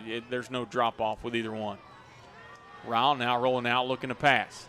Has time, throws it over to Body, and he makes the catch across midfield. Breck's Body has a catch down to the Lions' 48-yard line. That's maybe his first reception this year. I mean, I think so, yeah. You've seen him on defense, but I did talk to Coach Collins, Coach Copeland, and he said, might see Body on that offensive side of the football and not just playing on defense. I think he's definitely getting closer to healthy. I don't know if he's 100% yet, but he's getting closer. Yeah. 1st down and 10, the Lions 48 for the guard. As Rowell has time once again. Looking to pass, looking deep for Schluter, incomplete. But it was close. Yeah. And it's going to be 2nd and 10 with 7:53 to play in the first half. Pressure again by Bryson off the edge.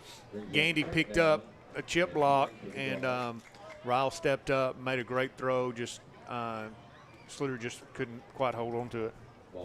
And when you consider how hard of a throw that is, rolling out to his left, pretty good ball there for Ryle. 2nd down and 10, and you got Witten in the backfield with Gandy now. Now look over to the defense, or to the sideline rather, after they look at the defense.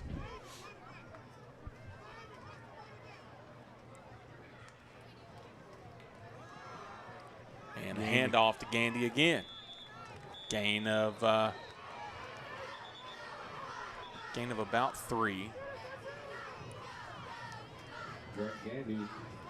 Getting a little chippy, boys. And the officials, they may want to get it under control. Yeah, because if they don't, it get ugly. Our guys, we've been teaching them play to the whistle. It looks like they were, but Grace Prep didn't like it. And, we're not down there, right? So yeah, we so don't know. Right. But here's what I want to say. If you're going to talk to one guy in that situation, talk to both of them. And I don't like that. 3rd down and 6, ball at the 44. And Witten in motion. They're going to fake the handoff, and Ryle's going to keep it up the middle. And Ryle across the 40. He's going to be about a yard short of the first down. It's going to be 4th and a yard, and I would think this is a go-for-it situation here with 6:52 and counting to play in the half, up by 3. Yeah, Roselle's coming in. They're going to go to that wing set. Heavy backfield right here. Somebody to get off. Yeah, there we go. This is a big play for the offense. Coach Dawkins trying to get them going on the PA, but this is a number one, because if you get this first down, you're going to eat some more time off the clock, number one. Right. But number 2, you continue to kind of assert your will here on offense. Ryle is going to hand off to Gandy, and Gandy got it. Man, he got hit in the backfield, and I thought, man, we're fixing to lose 2 right here. But he just stayed low, kept driving his feet, and picked up the first down for the guard. And I got to be honest, that's still not a good spot. We got the first down, but I still feel like that was not near enough. No, it was. I thought it was more than that, but.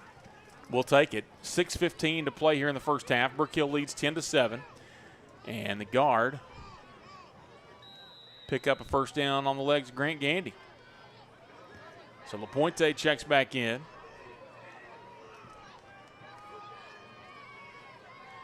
And Ryle will put Witten in motion as we go under 6 minutes. Fake the handoff. He's got time to throw it again.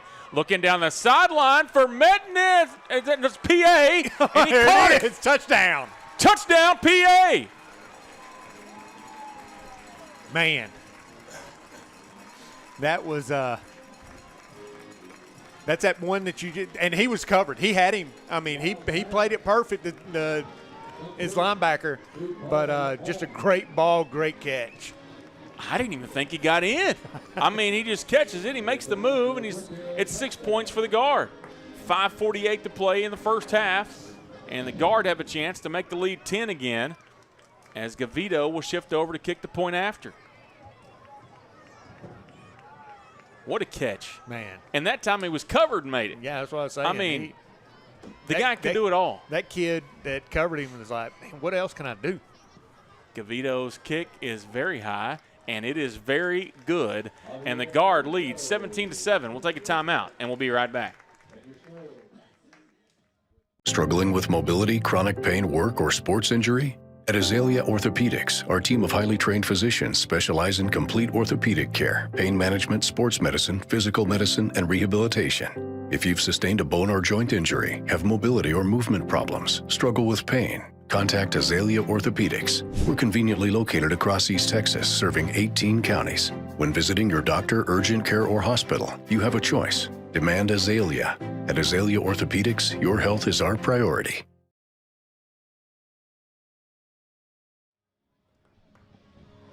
Okay, we're back here at Harrington Stadium, and the one thing we did just notice, Chad pointed out, is they ended up giving another point to Grace Prep for that kick.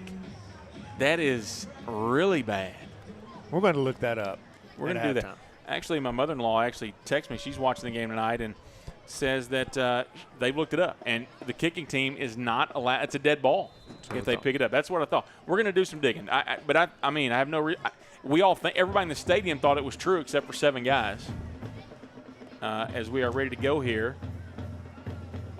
to start play after the Brook Hill touchdown. So it's 17-8, 5:48 to play. I'm going to put the clock up, Chad. I'm going to have to manually run this clock. I'm going to try it because, quite honestly, as this game has kind of gone on, I've forgotten to give the time a few times. So we're going to try to do this the right way. I can't make any promises at home, but I will try to fix it every chance I get. But at least it gives you an idea of what it is. So 1st and 10 for the Lions, trailing by 9 with 5:48 to play in this first half.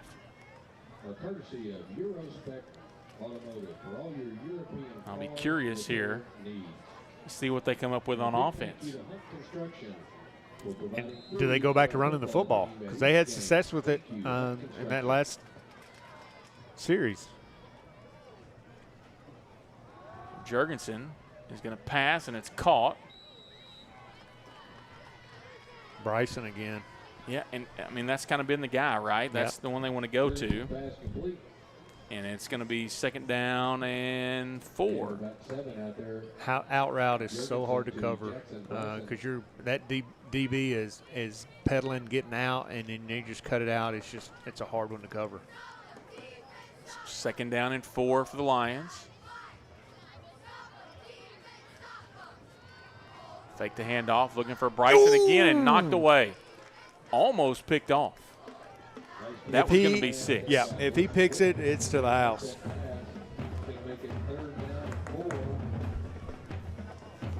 So 3rd down and 4 now. 5:36 to play. Coach Ryle down here telling them, hey, watch the pump and go. They've set it up a couple of times in a couple of formations that they've got. He's yeah, and with their size, that's an advantage they do have. And we're going to got the back judge coming in and talk to the white hat here. I have no idea what this could be about.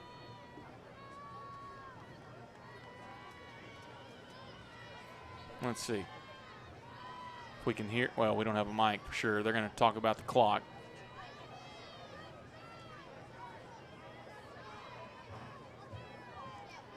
No idea, Chad. Who knows?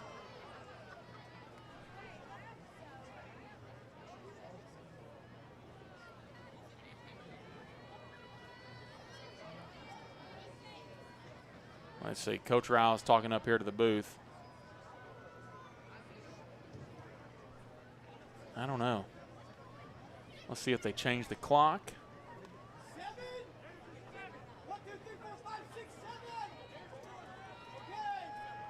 Let's see. They are changing the clock. Not sure to what. 37? It's surely not 1 second. If they're changing in 1 second, I mean, that's.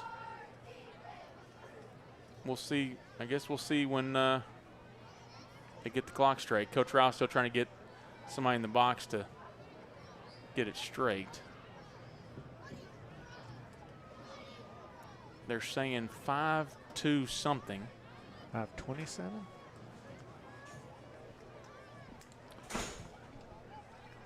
So, I don't know at this point what we're doing here. What's the old Southwest commercial, want to get away? Snickers commercial. Yes, you're not you when you're hungry. I don't know which one you want to go with tonight. Well, if you're hungry after what we had pregame, man, something wrong with you. The Lupita's taco truck was in the house tonight at the tailgate, and I had been waiting all day. It's awesome. I mentioned Bobby Harrington a minute ago, and he, before the game started, said, hey, man, let's go to Whataburger. I said, I don't need Whataburger. We got Lupita's tonight. They changed the score back to 7. Okay, so that's what we're doing. Wow. It's the scores going back to 7. Oh, my. And so the back judge, who obviously was supposed to be watching the game, was looking at the scoreboard. And so he saw the score was wrong as we start playing again. And Jurgensen's going to keep it. There it is. And we got a flag. We got the hold. Back judge. Thank you. And that should back them up 10. It'll be 3rd down and 13 or so for the Lions. This game had such a good rhythm going on, and they just blew it up. I mean, just destroyed the rhythm of the game. and I have seen it happen where the officials dictate the pace of a ball game, and it's bad. I mean, it's turned into a clunker in the last 2 minutes. Yeah, I mean, it was that first quarter. Look up, and we were rolling just like we have been all season, and now, goodness gracious, we're still at 5:30 left. So 3rd down and 9 after the penalty. I'm not sure how we got there. Jurgensen looking to pass over the middle. It is caught. He got it that time to Brady Sappington, and Sappington up across the 40 has a 1st down. And it's going to be across the Brook Hill 40 down to the 38-yard line. Number 1, Brady Sappington on the reception. Moves the ball. I was like, man, I hear, what's that feedback I've got? And it's a helicopter. Oh. Our crowd mic's picking up a helicopter, man. That's a pretty good crowd mic. Yeah, at least the crowd mic's working, I guess. That's for those of you watching at home. So 1st down and 10, and Jurgensen is going to pull it down and run it himself, and he's going to break the 1st tackle and the 2nd when he's up across the 30, and I think he's got enough for a 1st down. Yeah, we'll give it to him. Coach Collins is out there. Tell him, do what you're coached to do. And that's what you've got to do. We talk about it all the time. That's what you've got to do in this defense. You can't do your own thing or it messes it all up. So nearly 4.5 minutes to play here in this 1st half. 1st and 10 for the Lions at the 27-yard line. Under. Yeah, you don't see that much. No, well, not from them. And Bonjour has broken every tackle on the field. He's still fighting, and he's down to the 10-yard line.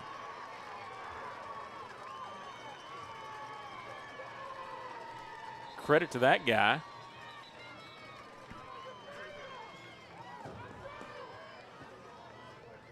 Man, yeah, he did not stop, and he is a little joker. He ain't very big at all, but he runs it hard.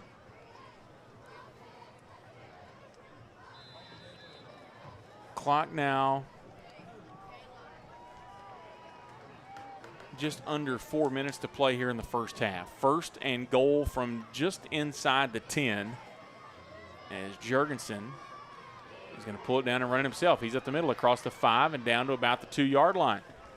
And so they've decided all of a sudden they want to run the football. And they've found something that they like. It's not going to take Coach Collins long to make an adjustment on that. And when he sees what it is, we've just got to figure it out. But yeah, Grace Prep has found something they like. Now Jurgensen in empty, and he's going to have the big set, and he's going to go into the end zone. They weren't set for a touchdown. And it's 17-13 now, with 3:16 to play in the 1st half.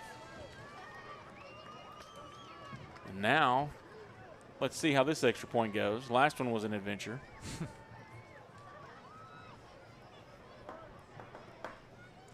That's one thing you do not see very often is kicker kicking off the ground.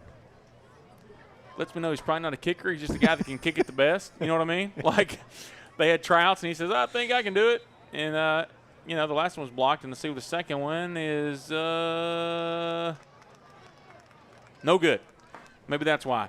17-13, the Guard lead. 3:16 to play in the 1st half. We'll take a timeout. We'll be right back.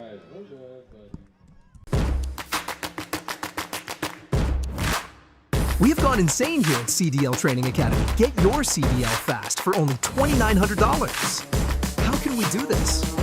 Because we're a crazy boys. Get down to Henderson now.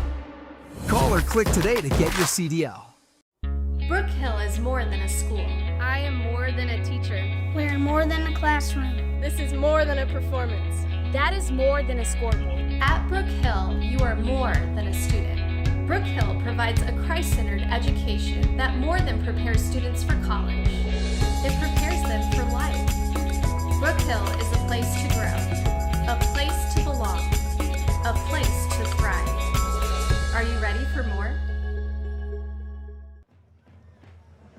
Back here at Harrington Stadium, Jeremy Hubbard, Chad Grubbs here with you on NETSN as Brook Hill now leads 17-13 after the Grace Prep touchdown.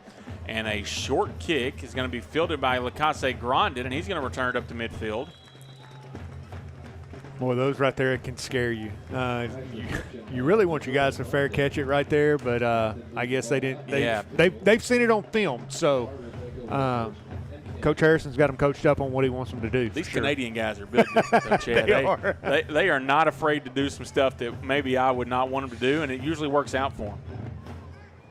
I love it.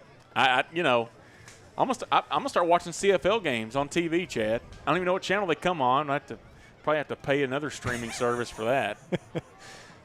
Not sure which one that would be. We got to ask. We got to figure out which one we need to pull for. Is it?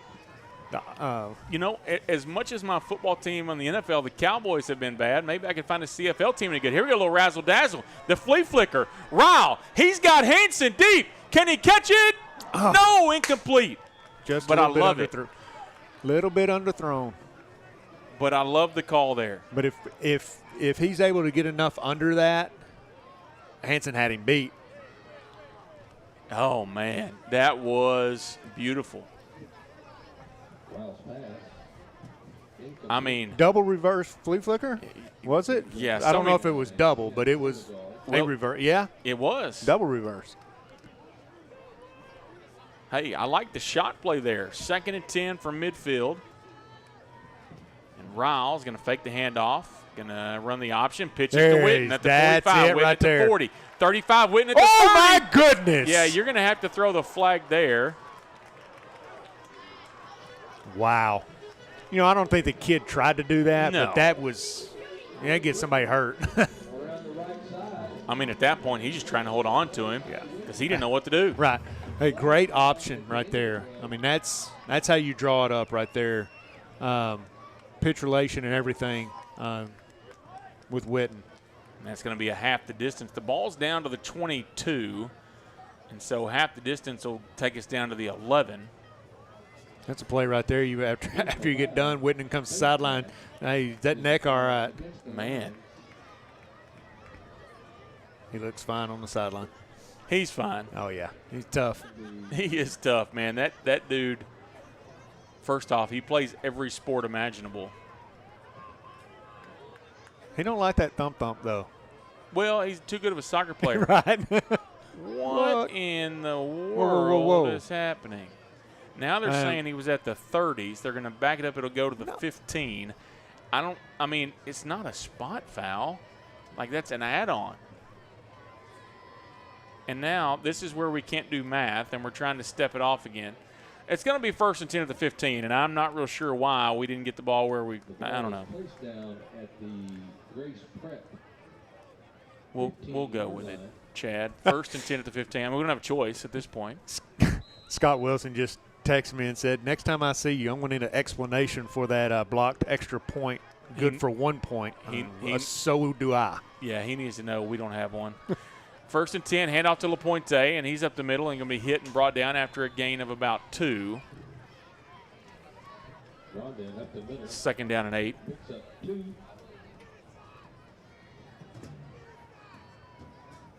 How about Scott and Jay? They come to every game, hanging out, watching the game down there on the front row still. Former boarding parents, obviously, at Brook Hill. They still got 2 kids at Brook Hill. Just coming out supporting kids. I love it. 2nd down and 8. Ryle looking to pass into the end zone for Schluter, incomplete.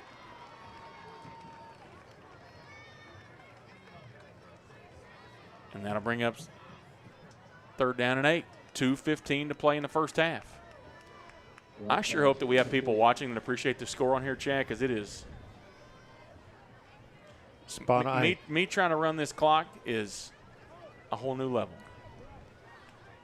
Maybe we can get an updated scoreboard. We can put that old scoreboard on it. It'd be nice. 3rd down and 8. As Hanson goes in motion, Ryle takes a snap, looking to pass again. He's got Hanson over there on the swing route, wide open, touchdown. He juggled it a little bit, running into the end zone, but it was touchdown. That's all that matters. And 23-13. Coach Copeland said, we're going to pull out all the tricks, put them on film, and you know what? When somebody sees it, you know what they got to do? They got to work on it. I guess I'm thinking you saw the guy go in motion. Don't worry about him. They're not going to throw him the football. Touchdown. 23-13. 2:08 to play in the first half. And they're going to pitch it to LaPointe for the 2. And let's see. Oh, they're going to say he's short.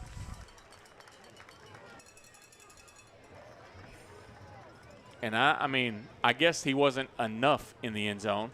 But it's 23-13. 2:08 to play in the first half. Brook Hill extends that lead back 10. We'll take a timeout, and we'll be right back here on NETSN.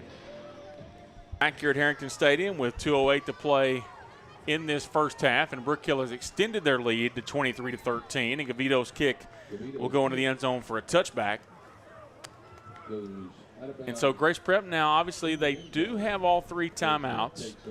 2:08 to play. They got time here, so you don't expect them to go super fast here, and they can be patient and do what they've been doing the rest of the night, or the earlier tonight. Brook Hill, they get to a point and you get 10 up, and you're like, man, we've hitting a stride, and then here comes Grace Prep right back. So defense, let's stop them right here the next 2 minutes, and let's take it into half. 1st and 10, and Jurgensen pump fakes. Looking deep down the field for Bryson. He's got him across midfield. Bryson makes a move across the 45 and out of bounds. That's, I talked about that last series. Look for something to hitch and go, something like that, and that's what they ran first play right there. So 1:56 now to play in the first half, and they have a first down. And add some to it. There's a flag on the play, too. Late hit out of bounds. Here in East Texas, they supported the Brook Hill Parent Teacher Foundation tailgate tonight. Oh, boy. Thank you to Kaiser Guitar Capos. At halftime, Chad, we'll bring you anything that happens on the field with our lower school cheerleaders or anything like that. We'll also talk about scores from across East Texas. We'll look a little bit ahead to next week in that game with Tom Ball Christian on homecoming week. 2-minute warning. Oh, we finally got the old 2-minute warning right. But let's see, are we going to – well, there is a penalty, though, too. You're right about that. So, no, it's not the 2-minute – it's the only reason we're over on the sideline. Looks like an unsportsmanlike conduct call against the guard. I don't even know at this point, Chad, what we're doing. Everything was going so well. The game had such a nice flow. And then the blocked extra point. Then from there, it's been downhill. Then a few guys showed up. We didn't notice them for a little while, did we? No. I tried to be nice. I tried to say this was going to be a night that I wasn't going to say anything. Jinxed it. 1st and 10 from the 29. The Lions take the snap. Jurgensen looking to pass down deep for a kick and incomplete. And it'll be 2nd down and 10, 1:49 to play in the first half. I thought we had a celebrity in town that was supposed to come visit us from Oklahoma. He's around here somewhere, and I don't even know where. Oh, I see him down there. He's big timing it on the sideline. Yeah, okay. I'll let him have it. It's not hard to see the color he's wearing, where he's at. I'm going to text him. I'll see if he's around as we start on 2nd down here. Jurgensen over the middle, incomplete. Great breakup by Cody Clark. Good coverage. 3rd down and 10.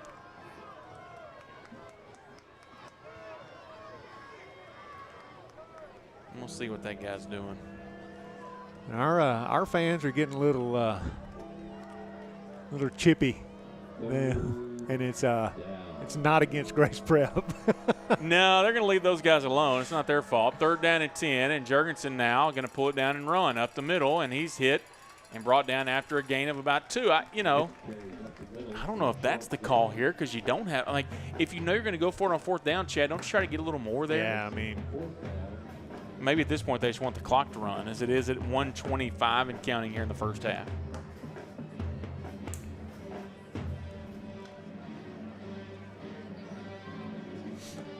So 4th down and 8. going to take it all the way down and call a timeout. That's what it looks like. Let's see. They can run it down to under a minute. 5 seconds on the play clock, and they'll. Yeah, there it is. So with 56 seconds to play in the half, the Lions will take their timeout. It's just their first. That's their their first of the half. We played a whole half and nobody called a timeout to the final minute. I like that.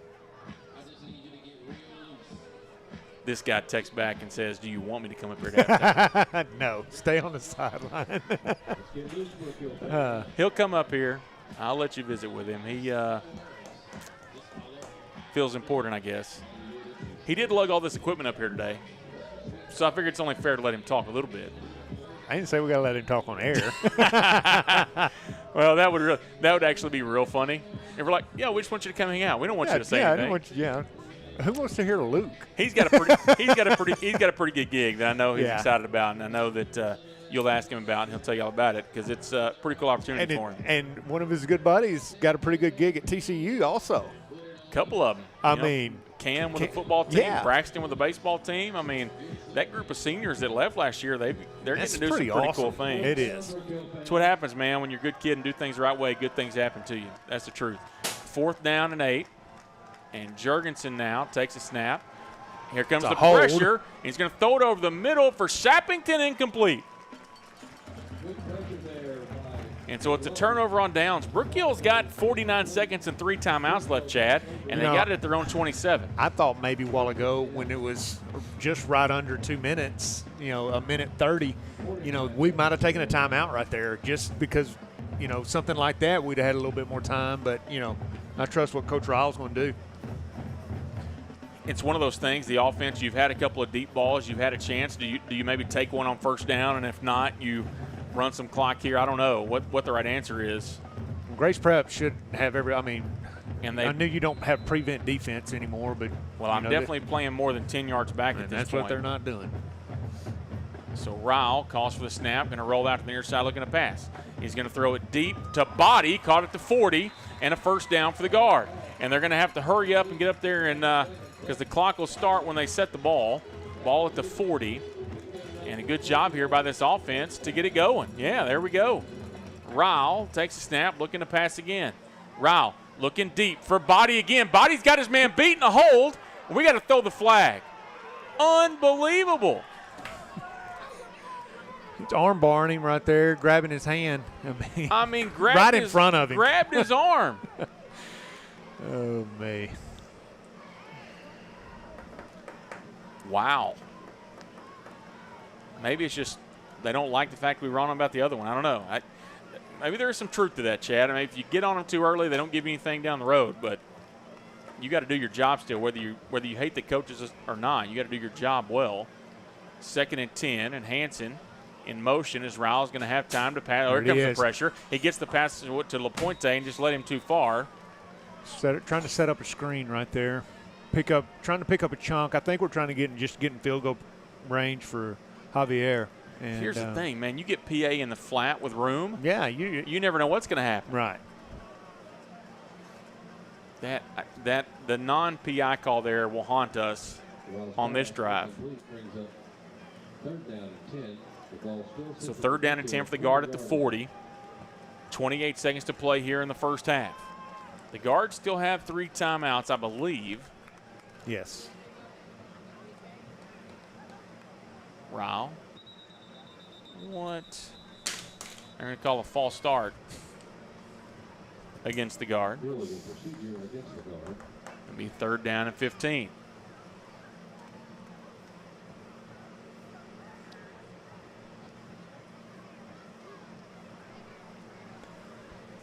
For as slow as we feel like this half has been, Chad, it's 8:06. We played the whole first half in an hour and 6 minutes, which we've played some pretty quick first halves over the course of the season. This is right up there with them, and I feel like, heck, think about it, Chad. We could have been in halftime 20 minutes ago. Yeah. Wow. So 3rd down and 15. Witten goes in motion, and they're going to fake the handoff. Ryle's going to keep it left side at the 40. He's got room at the 45 and out of bounds. Get out of bounds. At the Lion 49-yard line. with 22 seconds to play in the first half. So it'll be 2nd down and 4, not really as relevant at this point as you would think because you're going for it here. I say that. Why are they saying 4th down? It's 4th down. It is. No, you said 2nd. Okay. Sorry. Yeah, I don't know. I was like, oh. It is 4th down and 4. I at least appreciate the fact you think I would be right when I say something, though. Ryle on 4th down, takes the snap, fakes the handoff to PA, looking to throw, has Schluter, the pass is knocked away. And so there's 17 seconds left.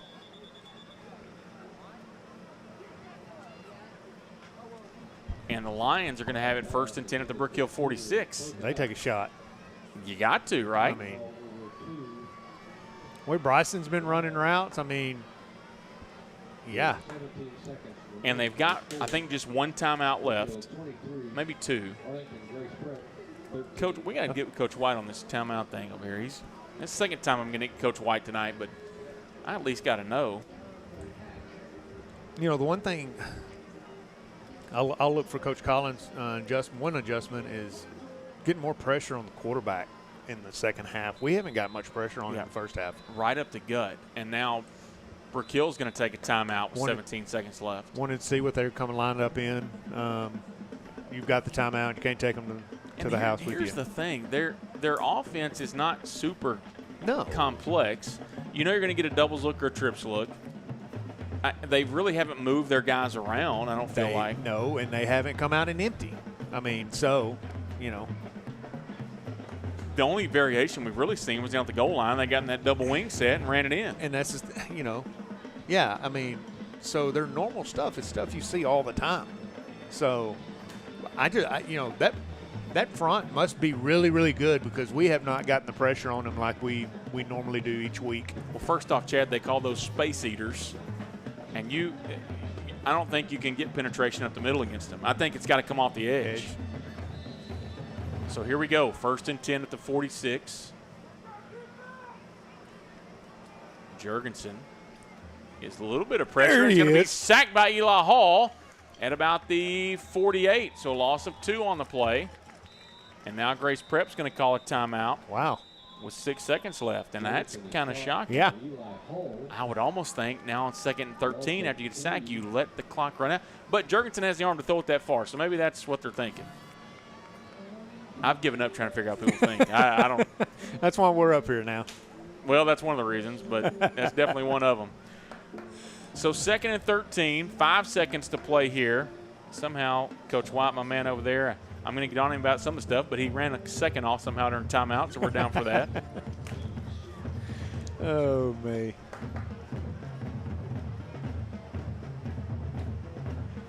And Grace Prep brought a nice little crowd with him. Hey, Brook Hill. Not bad. Yeah. I mean, coming from Arlington, you know, having to leave at And buddy, they are in every bit of Arlington over there where they are. Yeah, I mean, it's West Arlington. You might as well be Fort Worth.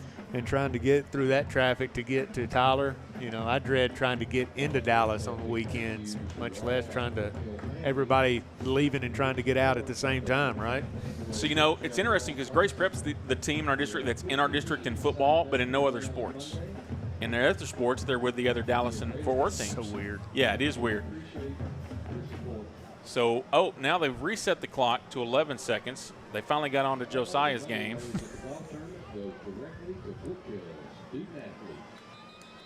And now we're getting another timeout. Brook Hill going to take the timeout. It took us 10 times to tell him we wanted a timeout before he – Coach Ryle was just like, timeout.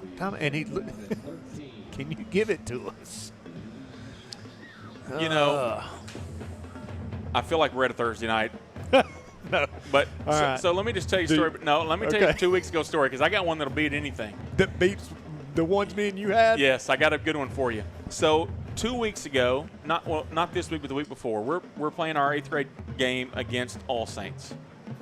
And Coach Agnew, the mastermind he is, of middle school offense especially, we draw up a tackle throwback to our left tackle. Uh-huh. Okay. Yes. Have you heard this story? I saw the play. Okay.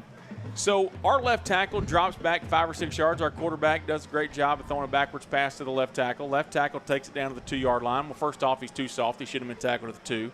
but he was, and we see a flag. And it's because he didn't report as an eligible receiver. Because apparently that's a thing not only in the NFL but also in middle school football. Yeah. 2nd and 13 now for the Lions after the timeout. Jurgensen, there comes the pressure. Gets the throw away over the middle. It is caught to Sabington. He hands it across him, and he puts it on the ground. And the guard are going to pick this thing up. With 1 second. 1 second. I bet we just middle it out right The here. way this – oh, now they're going to say no seconds. I'm not sure, Coach White, what he's got going on there. Oh, man. I think there's – let's see what they say. They're going to tell him to put time on the clock. 3 seconds is what they're going to say. Sorry. Nope, it is not halftime. It is not halftime. Come back. Come back. It is not halftime. It is not halftime, boys. Here we go. Man. I think old Coach Copeland's in there. He's fixing to dial something up. You got nothing to lose here with 3 seconds. Yeah. And here's the thing. If they get pressure on you, Zach, just go to the ground. Yeah. Just go to the ground. You don't have to do no superhero stuff here. Yeah, we got a chance to make a play here. But you don't have to do anything crazy. They're going to put 7 deep. Yeah, why not? I mean, they got 4 guys Looks like standing. they're going to be 8. Yeah, they're going to drop 8, but they're putting 4 guys back at about 25 yards away. 3 seconds left here. Rao will hand it off to PA, and if they're going to play 8 deep, give it to that guy, give him space. PA across midfield, makes a spin move, and he's going to be hit at the 50, and he's going to go down. Just go down. And we are going to go to the half, and Brook Hill leads the Lions of Grace Prep 23-13 at the half. We're going to take a timeout. When we come back, more here from Harrington Stadium. You're watching Brook Hill football on NETSN. Struggling with mobility, chronic pain, work, or sports injury? At Azalea Orthopedics, our team of highly trained physicians specialize in complete orthopedic care, pain management, sports medicine, physical medicine, and rehabilitation. If you've sustained a bone or joint injury, have mobility or movement problems, struggle with pain, contact Azalea Orthopedics. We're conveniently located across East Texas, serving 18 counties. When visiting your doctor, urgent care, or hospital, you have a choice. Demand Azalea. At Azalea Orthopedics, your health is our priority. We have gone insane here at CDL Training Academy. Get your CDL fast for only $2,900. How can we do this? Because we're a crazy boys. Get down to Henderson now. Call or click today to get your CDL. All right, we are at the half, 23-13. We were going to take a little longer break, but we're going to throw it down to the lower school cheerleaders here on the field. And these girls work every Wednesday with the varsity cheerleaders. Your daughter gets to be a part of that every week. Yep. And my wife, Tiffany, and Coach Hanks, they do a great job of, I think it's 1st grade to 5th grade. The lower school cheerleaders get to come perform, and so we will take you down to the field, let you hear in what they got going on.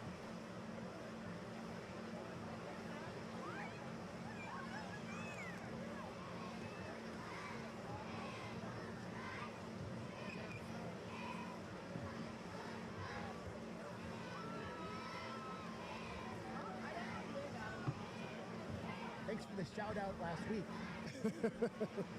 while I was up in the air.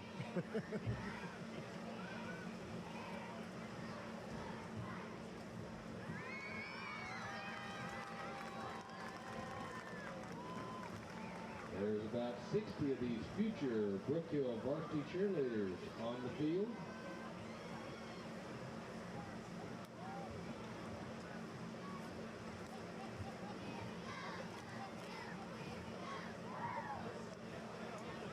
These girls are often imitated, but never duplicated. It's the lower school cheerleaders.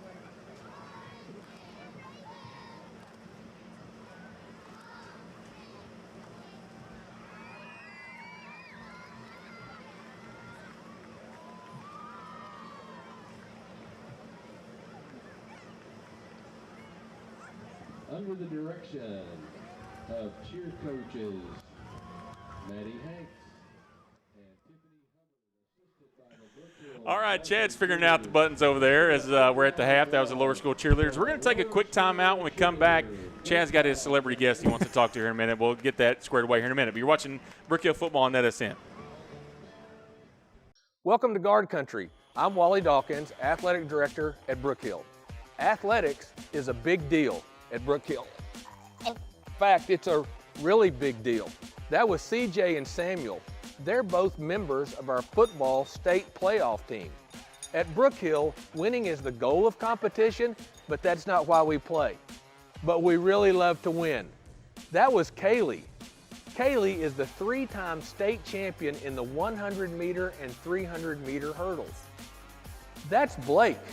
Blake was a member of our state championship baseball team and our state championship soccer team. And he's coached by the Best Preps Coach of the Year, David Collins. Over 20 of our coaches are full-time employees, including our Director of Athletic Performance and Development. And that's Ben and Dallas. They're both members of our state championship baseball team. And Ben might be the next A.J. Minner. We not only work to develop our students' athletic performance, but also Christ-like character, on and off the field or the court. Hey, Juliana. That was Juliana. Juliana's all orange. She played on 4 different varsity teams at Brook Hill this year. At Brook Hill, we encourage our student athletes to compete in multiple sports. That's Carmen. Carmen has over 600 career strikeouts and was our starting pitcher on this year's state champion softball team. You'll hear us say all orange all the time, and we mean it. The culture of our athletic department is unlike any other at this level. And there's Osagi and Remy, both members of our state playoff basketball teams. Do you want a championship athletic program in a Christian environment that prepares you for the next level? Then come join our team.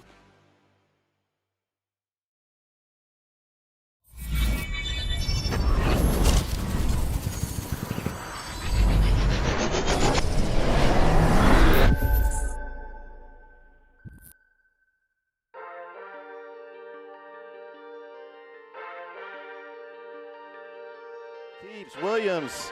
Fights through the yards, breaks some tackles. Williams still on his feet. Williams breaks another tackle. Here he goes. He's got some blockers. Sam Williams, he ain't going to catch him. Touchdown, God. 59-yard touchdown run on 3rd and 2 for Sam Williams. Yeah, whoa. They get set early, very quickly here. Play clock down to 3. Dixon gets it off, low snap.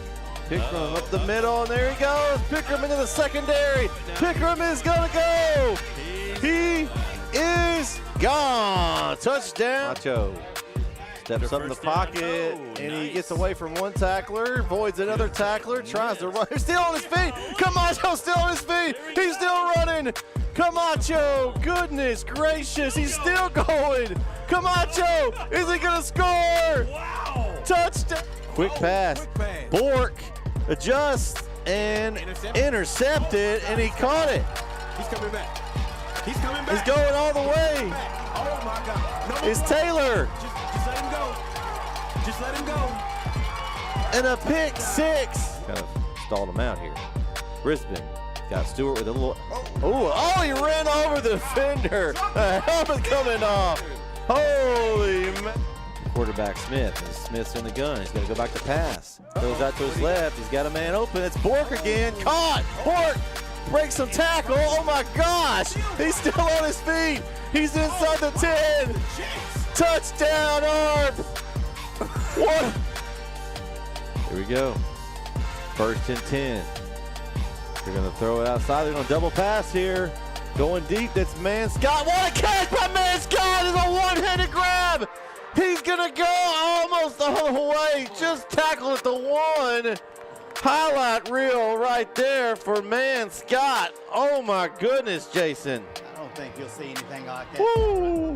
That's not an East Texas highlight reel. That's Sports Center right there. Man, oh man.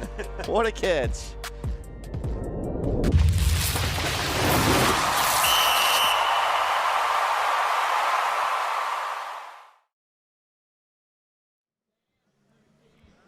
All right, back here at Harrington Stadium, where Brook Hill leads at the half over Grace Prep 23-13, and what has been a back and forth first half. Brook Hill jumped out to a 10-0 lead. Grace Prep able to get back, and it's kind of gone back and forth, and really the game was just moving at a ridiculous pace. Everything was smooth, and then the officials got involved after a ridiculous, I don't even know what happened on the block point after attempt. The rules clearly state you can't advance a block point after. They do. And they gave them 1 point, and then they gave them 2 points, and then the back judge, instead of watching the game, is watching the scoreboard. He goes back and we change it. Anyway, we sit here at 23-13, and all kind of stuff going on, and Chad's been pining for this celebrity interview. So I'm going to take my headset off. I'm going to turn it over to you, Chad, and let you go. Here we go. Well, you know, being able to coach here and the opportunity of coaching different athletes from golf to football to just being a dean student, seeing guys walking around campus, you know, we've got guys everywhere. And we got Grayson Murray down there at Baylor pitching for them. We've got Cam Rowell. We've got he's at TCU. Braxton Durrett, TCU. We've got Trevor. We've got Vining at SFA. We've got Luke Davis down there at SFA. But probably one of the coolest jobs is sitting in here being a student manager for the OU basketball team, Luke McNeil. Luke, how are you doing, bud? I'm good. How are you? It's good to have you back on campus, and you know, just to see you. You know, I've known you since for forever, it seems like. But you know, tell me a little bit about Norman and what you think about being in Oklahoma. Yeah. OU's pretty cool. I never thought I'd end up going there, being raised a UT fan, so it's a little weird getting used to that. But OU's a lot of fun. My roommate Moody, he went to Brook Hill as well, so that's pretty fun. We're enjoying it. Norman's a great place. It's just like Tyler, so it's a pretty cool experience, and first year's amazing. Well, tell me about the opportunity that you've gotten to experience with the women's basketball team. Mom and Dad knew, had a connection there with Coach Neal. Yeah, Coach Neal, and you know, he reached out over the summer, and tell me a little bit about that. So Coach Neal played for my grandpa and my uncle in junior college at Long Morris, and then he went to OU, played basketball there for 2 years, was a standout player there. He then started coaching in Norman, coaching girls basketball there. And I think he won 3 state championships in 3 years and only lost 2 games. Wow. So whenever they heard about that at OU, they're like, oh, we want to get him on staff. So he's now the assistant to the OU women's team. I think he's the associate assistant coach. He's been there for 5 or 6 years. And whenever he found out I was going to OU, he reached out to my mom, was like, hey, would Luke love to do this? And I was like, absolutely. My parents, like, you need to do this. It's a cool opportunity if you want to coach. And absolutely. It's been awesome. It's truly a blessing to be able to do that. You get in with coaches and look, we've seen you. You've grown up. You've been in the field house your whole life. You know what coaches expect. So you get with a coach that really likes you, and you never know where you may end up one day. Right. You know, and that's a great opportunity for you. And you know, what, y'all ranked number 6 preseason? Preseason number 6. I think that's a little low in my opinion. I think they should be in the top 4 personally. Being there every day. I mean, you go against them every day. Yeah, so they're legit. I think they have a chance to win it all this year. They're pretty good. That'd be pretty cool. Yeah. Well, Luke, I appreciate you coming in, visiting with us, and it's good to see you, man. Yes, sir. Thanks for having me. Absolutely. When you talk about Brook Hill Athletics, you're talking about a program that gives you the whole package. At Brook Hill, we are very competitive athletically. In fact, we've won 14 state championships in the last 11 years. We have state-of-the-art athletic facilities, and with our new turf training field, we're once again proving our commitment to providing quality athletic venues. We have 20 coaches at Brook Hill who are full-time employees. What that means is they're here all day, every day, investing in the lives of your student athlete by mentoring, being advisors, and preparing them for college. These coaches will also form lifelong relationships with their players. Our coaches are not only committed to getting each athlete ready to go to college, they're also committed to getting these athletes ready to play at the next level. And now, by partnering with APEC, our athletes, male and female, are being trained by some of the best coaches in the world. You know, I've been involved in athletics for a long time, and I know what a winner looks like. If you want to win on the field and off, then you need to consider becoming a student at Brook Hill. Remember, Brook Hill Athletics will change your life. Come join the team.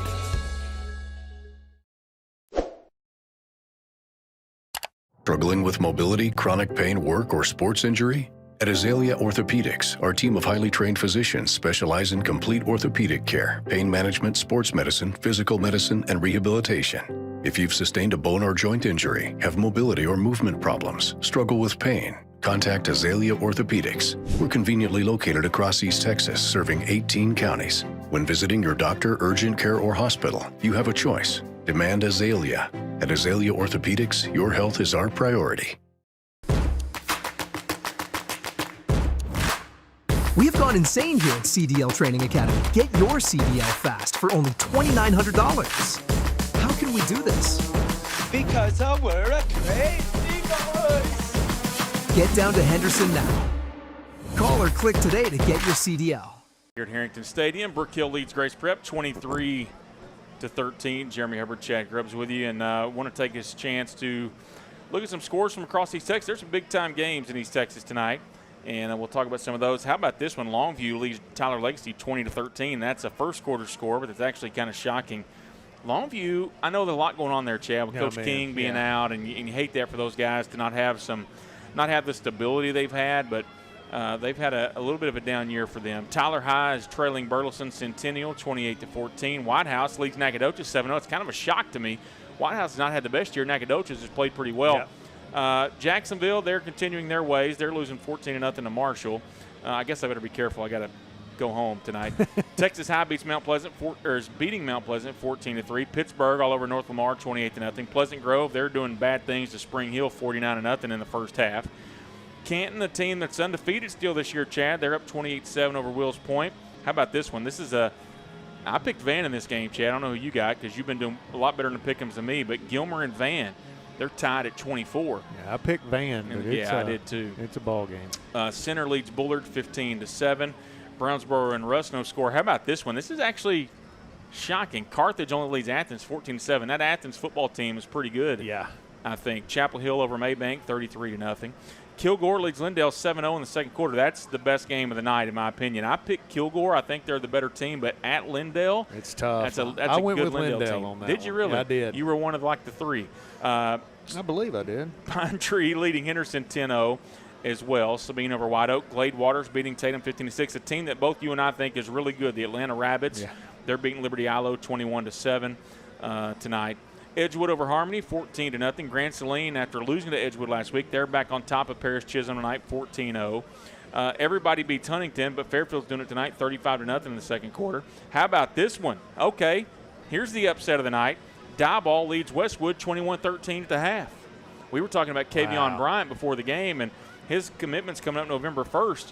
That's one to watch. Yeah. Winsboro leading Emory Range 14-7. ARP over Elkhart 14-0 in that one in the first quarter. A game that you can find on NETSN tonight. Troop is leading New Diana 13-6.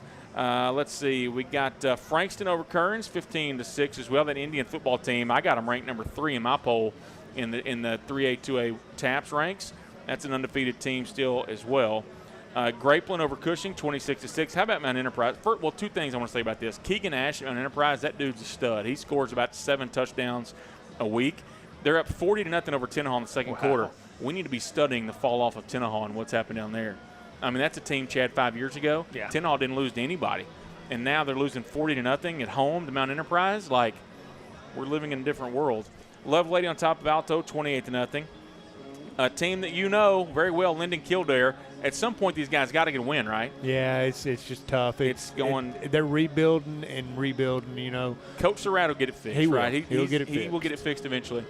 But they're trailing Detroit 22-0. Not the Lions, actually the Detroit Eagles. Another big win. St. Augustine's beating Garrison 7-0 in the first quarter as well. And then we got this one here, 23-13. So a lot going on in East Texas. We're about 7 minutes away from kicking things off here in the second half. We'll take another timeout. When we come back, we'll talk more about this one here at Harrington Stadium. The Guard lead the Lions 23-13. This is where legends rise and moments are made. They're still on his feet. Come on, still on his feet. From the buzzer beaters to the game winners, we bring you the action. Raw, real, relentless. We cover every angle, every story. From the streets to the stadiums. He's going all the way. Your favorite athletes. Your teams. Brook breaks some tackle. Oh my gosh. Your passion. All in one place. New games, live shows. Here he goes. He's got some blockers. This is the future of sports media. There he goes. Pick up into the secondary. This isn't just a network. This is a movement. Ooh, oh, he ran over the defender. Welcome to NETSN. Game on. When you talk about Brook Hill Athletics, you're talking about a program that gives you the whole package. At Brook Hill, we are very competitive athletically. In fact, we've won 14 state championships in the last 11 years. We have state-of-the-art athletic facilities, and with our new turf training field, we're once again proving our commitment to providing quality athletic venues. We have 20 coaches at Brook Hill who are full-time employees.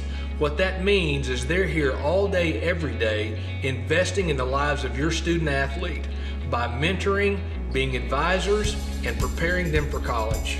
These coaches will also form lifelong relationships with their players. Our coaches are not only committed to getting each athlete ready to go to college, they're also committed to getting these athletes ready to play at the next level. And now, by partnering with APEC, our athletes, male and female, are being trained by some of the best coaches in the world. You know, I've been involved in athletics for a long time, and I know what a winner looks like. If you want to win on the field and off, then you need to consider becoming a student at Brook Hill. Remember, Brook Hill Athletics will change your life. Come join the team. Struggling with mobility, chronic pain, work, or sports injury? At Azalea Orthopedics, our team of highly trained physicians specialize in complete orthopedic care, pain management, sports medicine, physical medicine, and rehabilitation. If you've sustained a bone or joint injury, have mobility or movement problems, struggle with pain, contact Azalea Orthopedics. We're conveniently located across East Texas, serving 18 counties. When visiting your doctor, urgent care, or hospital, you have a choice. Demand Azalea. At Azalea Orthopedics, your health is our priority. We have gone insane here at CDL Training Academy. Get your CDL fast for only $2,900. How can we do this? Because we're a crazy boys. Get down to Henderson now. Call or click today to get your CDL. All right, here we go. We are back at Harrington Stadium, getting ready to start things here in the second half. We got about 4 minutes or so to go before we kick things off here in the second half. And Chad, it's a closer game than maybe we anticipated. Now, look, as much as it's a must-win for Brook Hill, it's also a must-win for Grace Prep. I mean, let's be honest. They've already beaten Dunn. They've got to beat Brentwood to take that last spot. But also, they're going to have to play Grace Community, right? So if they don't win this game, then they pretty much have to win out, and that's a tough ask for them.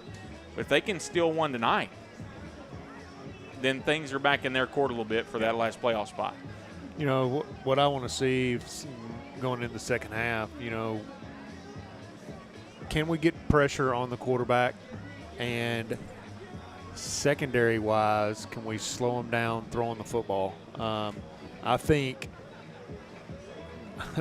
Grace Prep, I mean, they ran the football well a couple times. They saw something they liked. Are we going to be able to adjust to that?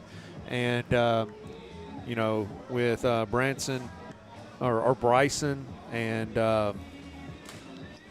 Sappington, you know, Jurgensen back there, you know, their connections on the passing game, you know, we're going to slow that down and just, you know, see what we can do. Yeah, definitely. I think they found some things they think can work for them in the second half. And so it's a chess match, right? But now it's the adjustment time, right? Yeah, it's who can go in at halftime and make the adjustments needed to take away the things that everybody else is doing. And so as we start things off here in the third quarter, Brook Hill will get the football. So you got a chance, Chad, to go out here, put more points on the board. You got a 10-point lead, another touchdown here, and you put Grace Prep in a situation that they have to start doing things really fast. And maybe some things they don't necessarily feel as comfortable with, right? I mean, that's kind of what you want to do here. As it looks like we are ready to kick things off here as it's number 3, Keek into kick. Can't say that very fast, but Keek into kick for the Lions. Pooch kick again. Short kick, and it's going to be fielded by Lundqvist at the 37. And Isaac's going to get up across the 40, looks like to the 42. So good field position here for the guard to start the second half. You know, you saw a couple of plays there in the first half. Coach Copeland dialed up some trickery plays. Again, I said, you know, put them on film because they've got to work them. And I think we'll see a couple more this half. One, because you just never know. I think you can just go out and assert your dominance in the run game, though. I mean, truthfully, like this is I think this Brook Hill offensive line and the running game with LaPointe and Gandy, I think they can go out and just hammer the football at them if you commit to that. But you're right. I mean, it's take what they give you. Right. Let's see what we got here. I know some of the trick plays in the book, so I'm trying to look and see when they come out in a huddle like that, if that's what it's going to be. Yeah. 1st and 10, Ryle has a chance to throw it. Pressure, and he gets the ball away. Just a good job to get it away. It was underthrown. It's a little dangerous. But threw it 35 yards with a guy hanging all over him and didn't even step into the on throw. His arm. You know, we've talked a lot about Zach this year and how well he's played, but, man, one of the things we don't talk about is Zach is a big quarterback. Yeah. 6'4", I don't know what he weighs. 210, 215, I would say. And so you can hang on him, and you're not going to take him down. Right. You're going to have to work. And that was an example of that right there. So he got a throwaway. I didn't think he was going to be able to. It's Hansen in motion now.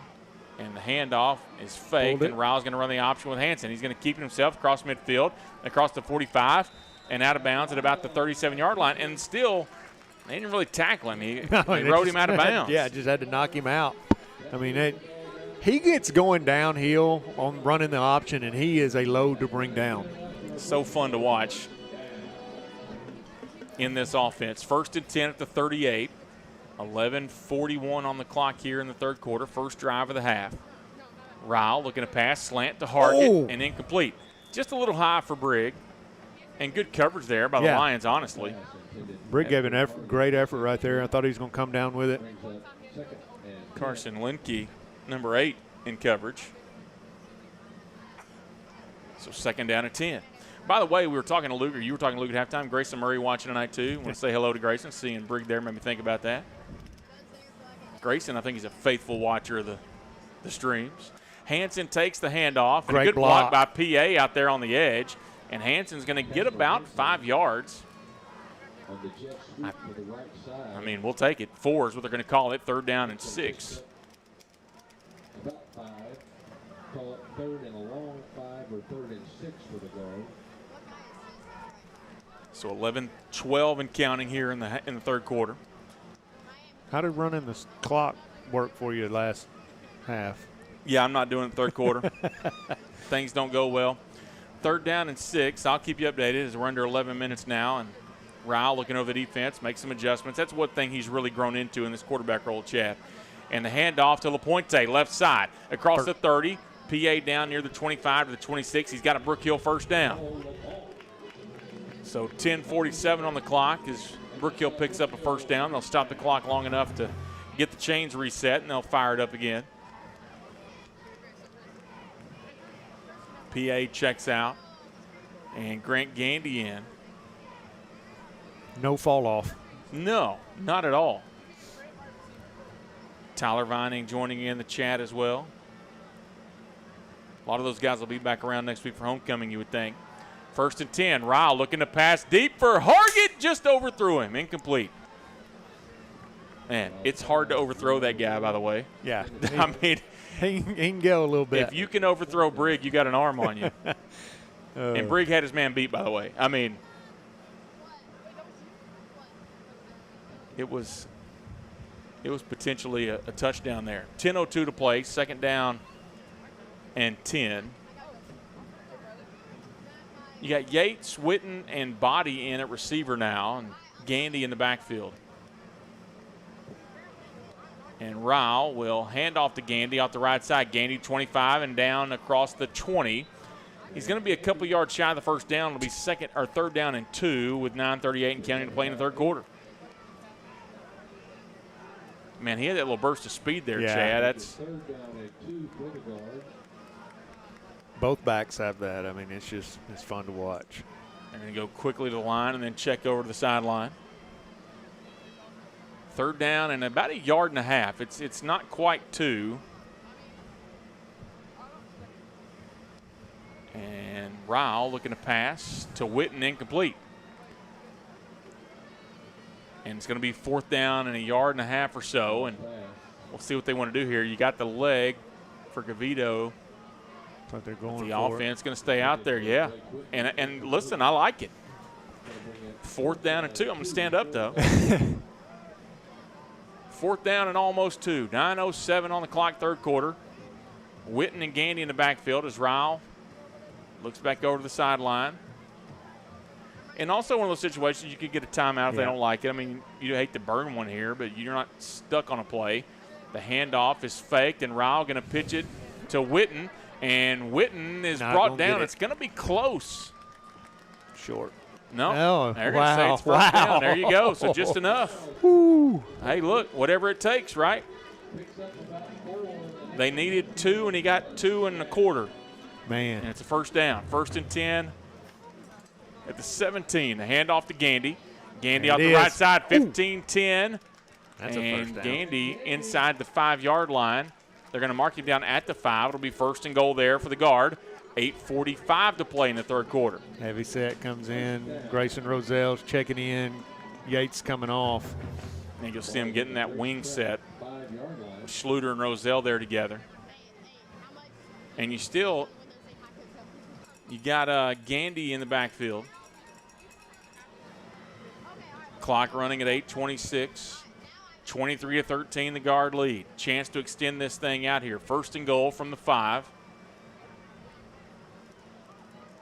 Witten's the man in motion. They're going to hand it off to Gandy. Right side, Gandy into the end zone. Touchdown, guard. Good job right there. Great first drive out of half, and that's what we talked about. Can we go down, put points on the board, and now they've got to start pressing a little bit.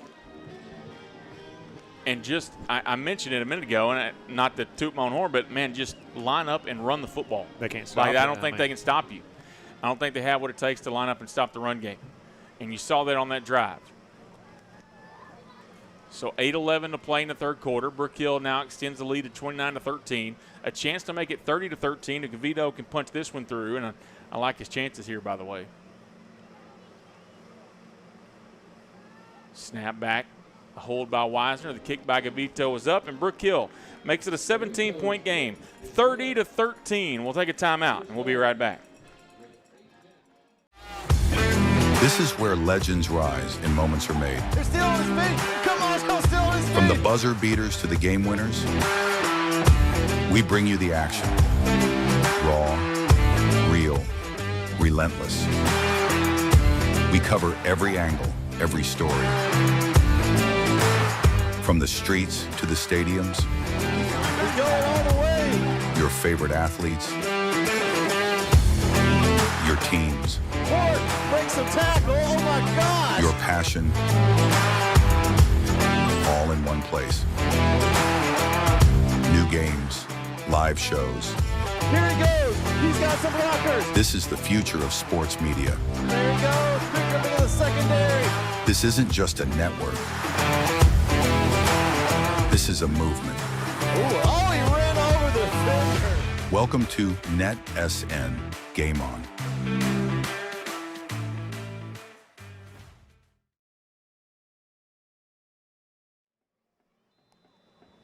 Okay, back here at Harrington Stadium as the Guard have taken now a 30-13 lead over the Lions as they punch one in on the first drive of the second half. And now Gavito's kick will go into the end zone, and the Lions will have it 1st and 10 at their own 25. So now a 17-point lead, and now this offense for Grace Prep is going to have a little urgency. Now here's that chess match we talked about. What did Coach Collins?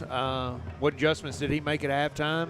And I think Grace Prep knows that they're going to make some adjustments. That we're going to make some adjustments, but I think they try to stick with what they did in the first half. I think if anything, they may throw more empty. We didn't really see it a lot, and I'm kind of shocked. I don't know if we saw it any. Yeah, I think that would be the adjustment if I were them. I would try to go to 1st and 10. And Jurgensen take the snap. They're going to hand it off, of course. We're talking about throwing it, and they hand it to Bonjour again. And he picks up just about 5 yards. It's going to be 2nd and 5. And I guess if you can run it 5 yards, Gary, go ahead and keep doing that. But we can afford to go slower. They cannot. Right. And, Coach Collins, I don't know if you can see him on the camera. He's out there at the 40. Hey, we're not getting where we're supposed to be getting to, and that's why they were picking up 5 right there. Going to call it officially 4, so 2nd down and 6 as the clock is at 7:40 and counting. And Jurgensen going to fake the handoff. Now pump fakes, throws deep down the sideline looking for Keek, and he can't hold on to it. Hit him in the hands. It did hit him in the hands, and Keek had a step over there on Witten, and that was going to be potentially a touchdown for the Lions. And we've seen it a couple of times tonight. They just have not been able to complete those passes when they've had opportunities. Yeah, and let me tell you, Keek's fast because if you got to step on Witten, you can go a little bit. Again, they ran that out and up right there as and as a DB, that out route again is hard to cover. But then they run upfield. There's too many men on the field for Grace Prep. Yeah, it's illegal substitution. That'll back them up, and it's going to be 3rd and 11 now. Flag on the play. It looks like illegal substitution against the Lions. And the coach, the Lions coaches they're not happy about it. I mean, that's kind of a cut and dried thing, Chad. I mean, if you have too many out there, you got too many out there, but they feel like for some reason it should have been okay.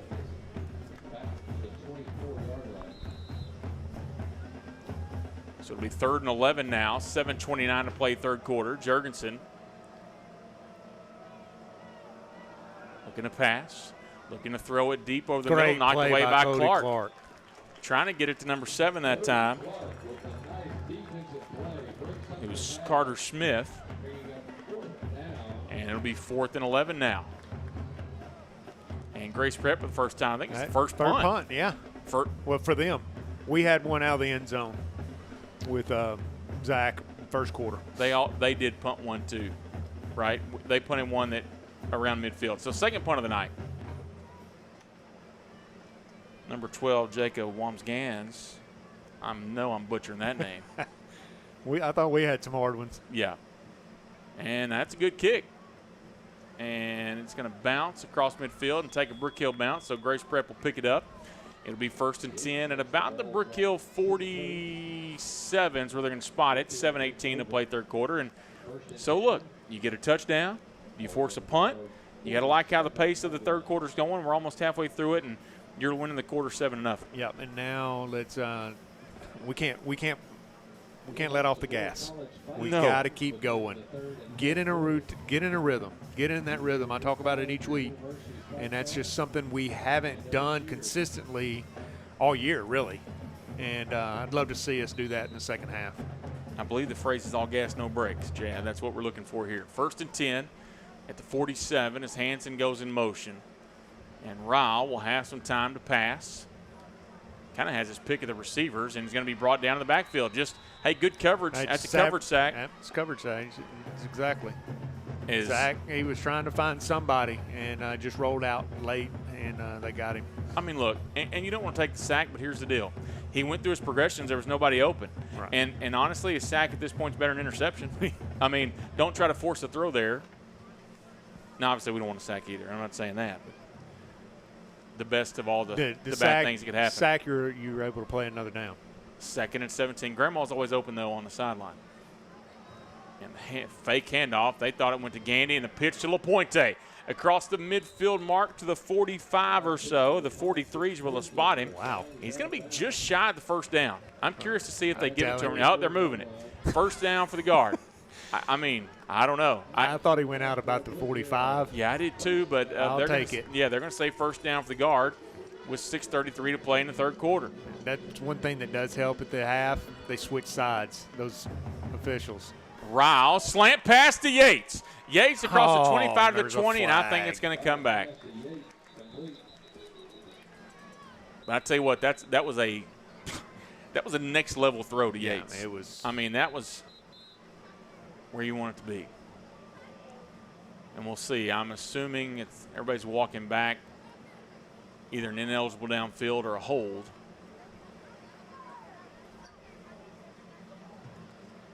Personal foul, hands to the face. On them. Then it's down there. Oh, no, they're changing it. This is want to get away. So they're going to say the offense get the hands to the face. Hands to the face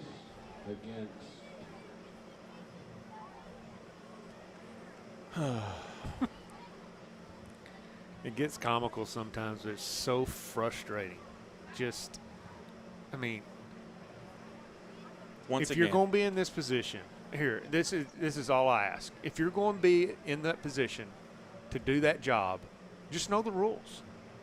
Just know the rules is all I ask. I get it. But there's so many, they think they know the rules by just watching on Sundays. Listen, the thing for me, I know we need officials, and this is every sport. It's not just football. This is a pet peeve of mine. I know we need officials, and here's the deal. I will show you grace if you are trying to do the right thing.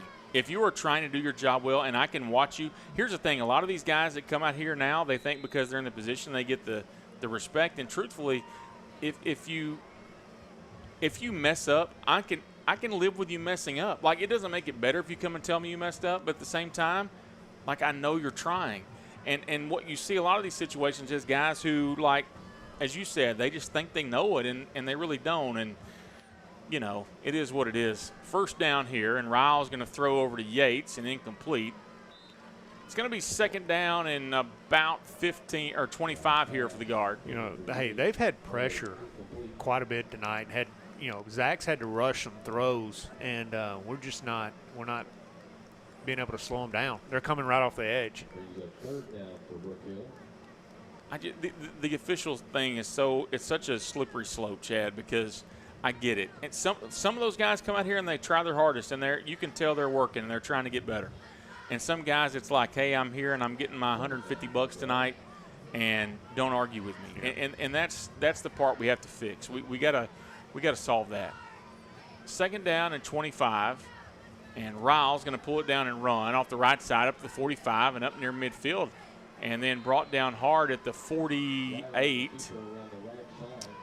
And it's going to be about 3rd and 19, it looks like, as we're at 6:01 and counting in the third quarter, under 6 minutes now. So 3rd down and 19. And what was a nice drive and a nice throw from Ryle to Yates. And here's the thing, 3rd and 19, not ideal, but there are plays in this offense that have gotten 19 or 20 yards. Yeah, absolutely. There's a couple of plays that dial it up.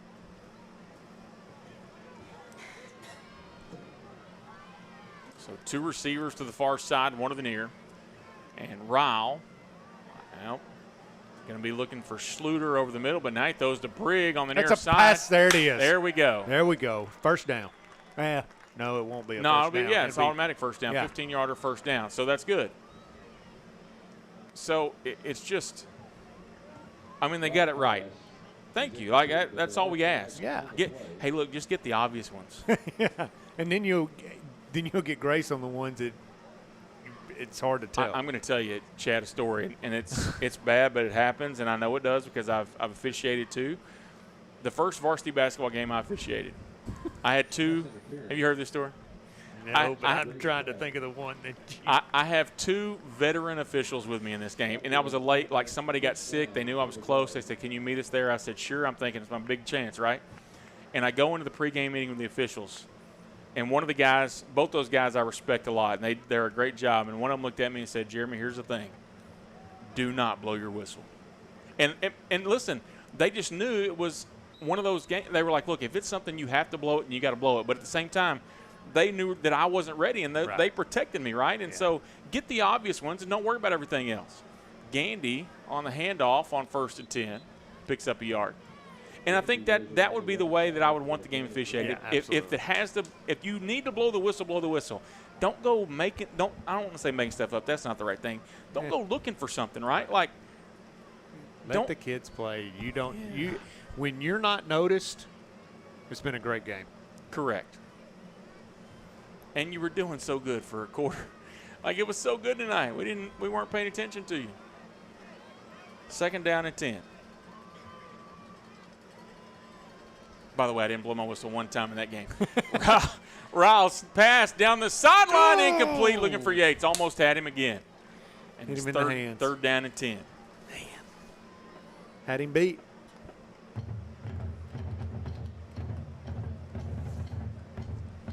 And we are notorious complainers about the officials. I get that. And I don't mean – it's nothing personal. No, I mean, I've apologized to many officials. 95%, I hope I'm right, these guys are doing their best to get it right. And some guys are just – it's not. And so it's part of the game, though. That's just – like I said last week, if part of your game plan is perfect officiating, you're playing the wrong way. You're playing the wrong way. Handoff to the Puente is faked, and they pitch it out to Hansen, and he's going to be tackled for a loss of a couple. It's going to be 4th down and 12. And so, the funny thing is, I know that the plan was to pitch it there, but if he hands it off, I think he gets 8 or 9 yards. Yeah, again, that's the beauty of the option. One time you think you ought to give it, and you don't, and vice versa. So it's 4th and 13 here. 4:10 to play in the 3rd quarter. Brook Hill leads 30-13, and the offense on the field to go for it here. And Ryle, man, plenty of time. They're dropping everybody down the middle of the field looking for Schluter, and it's caught. Touchdown guard. That's 4th down. That's huge 4th down play right there. Yeah, 4th and 13. Let's go 40 for 6. And Cole Schluter. Haven't called his name a lot tonight, maybe not at all, but he gets one there, and the guard now lead 36-13. And we needed that one, Chad, just for the confidence, if nothing else. Again, just keep building on the positivity of moving the ball down and scoring touchdowns. 3:52 to play in the 3rd. The guard lead now 23, and Gavito's point after attempt will be upcoming, and a chance to make it a 37-13 Brook Hill lead. And now you've really kind of put yourself in a great spot here for the rest of this one. Gavito's kick is up. Gavito's kick is good. And with 3:52 to play in the 3rd quarter, Brook Hill now leads 37-13. We'll take a timeout. We'll be right back. Struggling with mobility, chronic pain, work, or sports injury?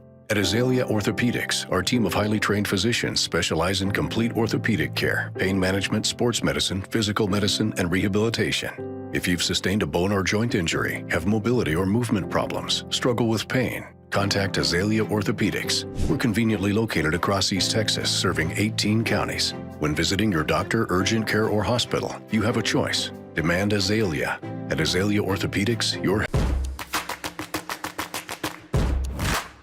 We have gone insane here at CDL Training Academy. Get your CDL fast for only $2,900. How can we do this? Because we're a crazy boys. Get down to Henderson now. Call or click today to get your CDL.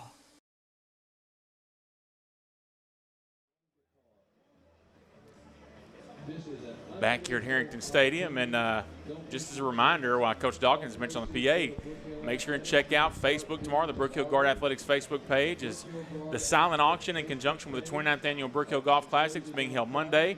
An autographed guitar by Rascal Flatts. I bet you know a few Rascal Flatts songs, Chad. I bet you can probably sing along with them. And Taylor Swift have autographed this guitar. The Larry Crisp family donating this guitar, and that auction will go from tomorrow at noon to next Friday at noon, so make sure and check that out. The Lions here on the kick return have a great return. Bonjour up across the 40 to the 42, it looks like. A great return there for the Lions. Good field position. They've got to go down and do something right here. And they really have to, it's got to be quick. They're now in a, well, you could get, I guess they go for 2, your 3-score game, but yeah. I don't know if they got time to get it and score 3 times.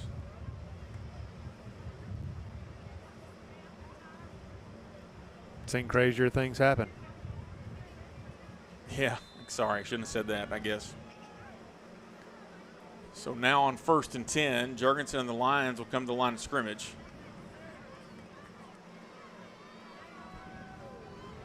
And here comes Eli Hall. There's some pressure. Yeah, Jurgensen gets away from the first time, but Hall is going to bring him down. It won't be a sack. It'll be a gain of a yard on the play, but, man, Eli Hall, he is so fast. That's something we haven't gotten much tonight. I think it's a combination of things, right? You have to catch them slanting the right way. Right. I think that as big as that offensive line is, you really have to be – and you got to catch them. I mean, you got Eli. I mean, he's not very big, but he can get through. 2nd down and 9. Pass over here to Bryson across midfield. He's going to be short of the first down by about a yard. Brought down by Lundqvist and Cody Clark.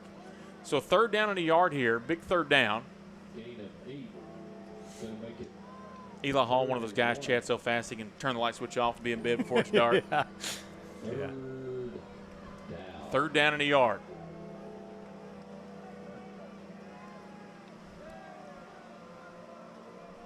Clock at 2:35 and counting. Jurgensen going to pull it down and run it himself. He's got the 1st down.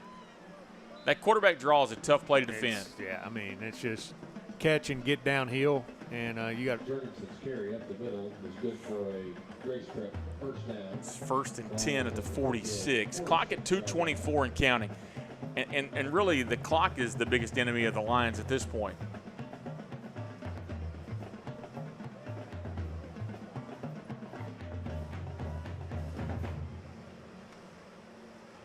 They're taking their time a lot more than I would think they would. Jurgensen looking to pass for Bryson, underthrown, and he cannot catch it. Ooh. I can't believe they're not throwing the flag, if I'm being honest. Yeah, I mean, that was pass interference, and if I was, they're going, and they're not too happy over there, and which I wouldn't have been either. And here's the thing, right? It's once again the ball's underthrown. It puts the defender in a bad spot. It's so hard as a DB. And that's the thing about it, them DBs, everybody notices you, because yeah, I mean, it's just you and him out there. Yeah. 2nd and 10, 2:02 on the clock. Jurgensen will hand off to Bonjour, and this time it's rattle. They rally up, and Lundqvist makes the stop. No gain. 3rd down and 10. I'd like to see everybody still flying around. I mean, that means there's no give up for sure, and that defense still playing hard. Clock is at 1:37 to play in the 3rd quarter, and I'm actually, I know I said this a minute ago, Chad, I'm shocked they're not playing with a little more urgency here. I mean, they are taking a lot of the play clock. We're under 10 already in the play clock.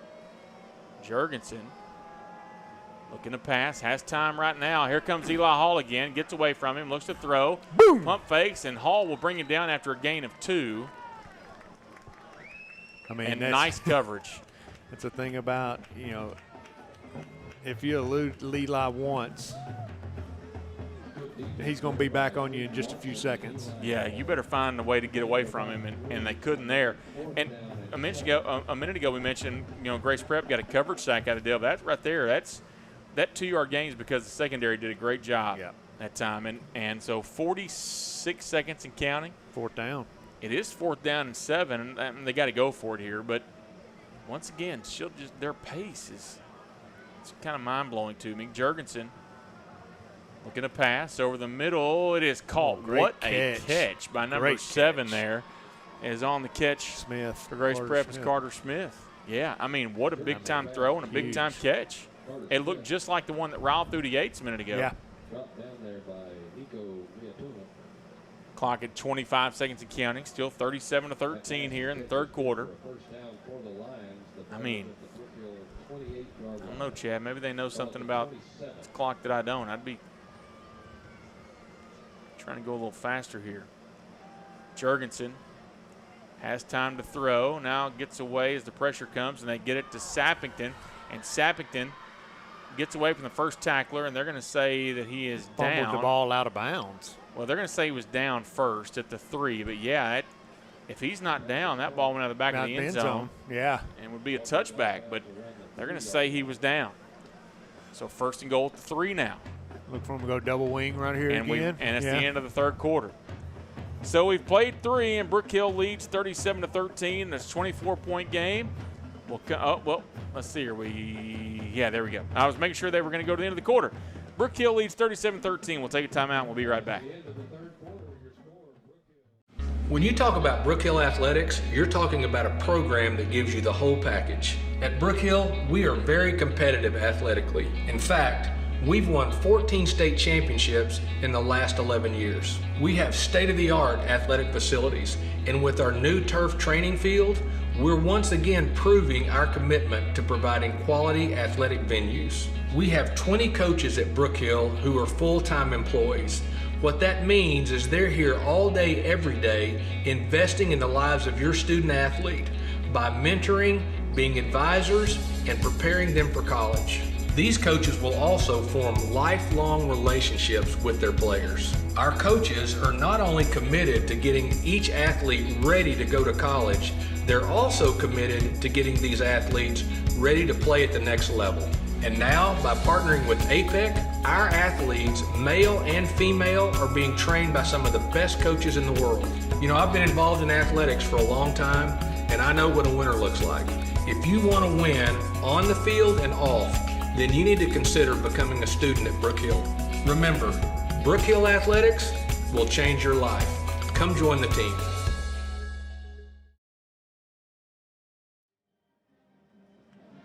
Okay, back here as we start the fourth quarter. And Grace Prep, 1st and goal at the 3. Jurgensen, the quarterback, is going to keep it himself, and he's in. And so the Lions score on the first play of the fourth quarter, rather, and it's 37-19, and they're going to have to go for 2 here. Yeah. I mean, line up at that double wing again and just. And we have a huge defensive line in there right now, by the way. Emily Turkinen in there at nose tackle. And they're going to line up in that wing set like we talked about. And Jurgensen's going to take it. Now he's going to look to pass into the flat, and it is caught. As he got at that time to number 17, David Jurgensen. There's so many Jurgensens on the field, we know what to do. 37-21 the score now. Brook Hill leads with 11:53 playing the fourth. We'll keep it here, go over some scores for you because I've been tracking some of these. We talked about some at halftime. Give you some more of them here. Longview has extended their lead over Legacy. It's 34-13 at the half. Tyler High losing to Burleson Centennial 35-17. White House over Nacogdoches still 17-14 at the half. Marshall doubled up their score. They lead Jacksonville now 28-0. Let's see here. Canton, man, we're talking about that great year they're having. They're up 63-7. Van now leads Gilmer 34-24 in the third quarter as well. Center only leads Bullard by 2, 15-13. Bullard playing well of late. Yep. Man, this is the game. Carthage 27, Athens 21 at the half. Wow. Athens, man, a lot. I think people thought they were a good football team, but it's like this is the night. Even in a loss, right? Like even if you lose this game, it looks really good for you. Kilgore leads Lindale 21-9 at the half. As we continue to roll through and check out some of these from across East Texas. Westwood is now taking the lead over Diboll, 25-21.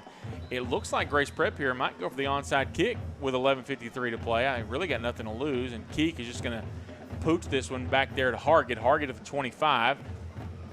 Makes the first man miss and brought down at the 30. Oh, he's still on his feet. I thought he got brought down, and they say he is down at the 34. Arp leads Elkhart 20-0. Troop over New Diana 40-31. That's a good ball game. Frankston over Kearns 22-12. Mount Enterprise leads Tenaha in the fourth 56-8. Lovelady did defeat Alto 50-0. And let's see, Garrison losing to St. Augustine 21-7 at the half. Man, All Saints. My picks aren't going to be good this week. All Saints leads Bishop Gorman 35-12 in the third quarter. So 1st and 10 at the 34. It's Brook Hill offense now with a 16-point lead. They're going to move Schluter over to the other side and put Yates on the line of scrimmage. And Ryle will hand off to Gandy off the left side, and Gandy picks up about 7 yards up to the 41. Nice hard run there by Grant Gandy. Not surprised. No. Just give him the football, and he's going to run it hard every time. And at times he's going to seek out somebody to hit.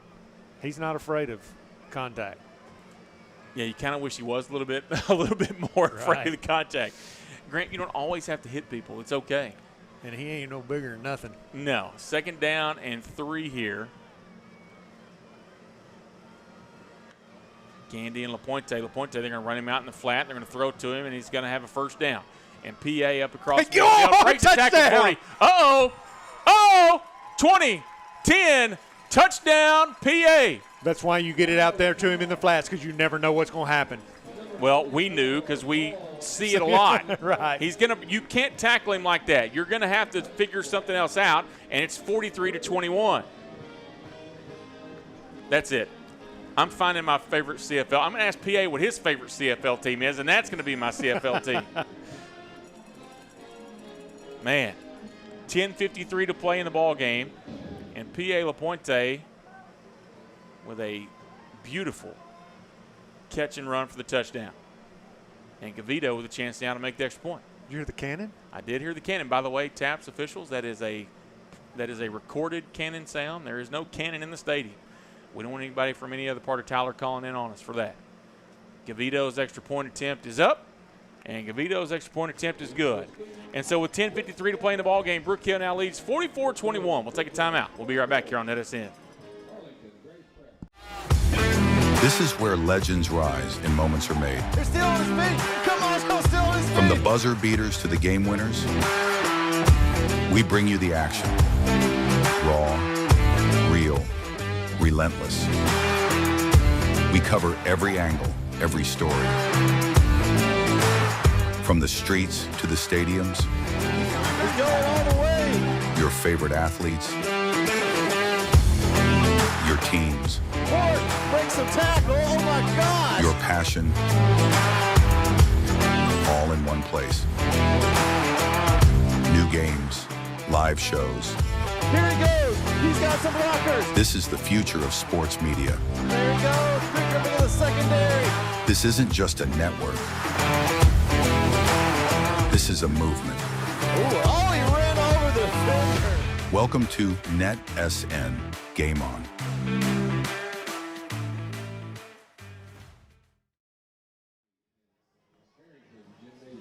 Okay, Chad. Just curious, do you know who the best team in the CFL is in 2025? Can you name 5 CFL teams? I didn't think so. The Tigers? There's the Tiger Cats. Okay, Edmonton? Edmonton, okay, but the Tiger Cats is Hamilton. Nice return here by number 1, Sappington, and he's up across 35, still fighting across the 40. The Argonauts? Toronto Argonauts, yeah. Okay. Okay, so you've gotten 3. Hey, this is old school, but I know it won't count, but Shreveport. They were in the CFL. In the most obnoxious thing ever, that Shreveport's in the CFL. Okay, so the best team in the CFL right now is Saskatchewan. Oh, Stampede. No, they're the Rough Riders. I know, but Calgary there is a Stampede. There's another one. Only reason I know the Calgary Stampede, The Rock played for him at one point in his life. I know that. Let's see what else. There's only 9 teams in the league. Really? Only nine So CFL they play teams. just one division, I guess, and everybody plays. No, there's 2 divisions. There's 2 divisions. I don't know. What I would say is, Chad, I think that they ought to bring the Shreveport team back, give them an even 10. Dude, did you ever go? No, I didn't either. No, but let me tell you something. Now I would. I'd be like, yeah, let's go. We'd take all these boys from Canada. I'm Let's go all watch. in on Canadian football at this point. I'm all in on Canadian football, and we got a penalty here. Do not know what it is, but they're marking off 15 against the guard. Unsportsmanlike conduct against the guard. 15-yard mark-off moves it down. And it's 1st and 10 for the Lions at the Brook Hill 43. So they're still down by 23. They're going to have large. I mean, it's the clock at 10:42 in the ball game.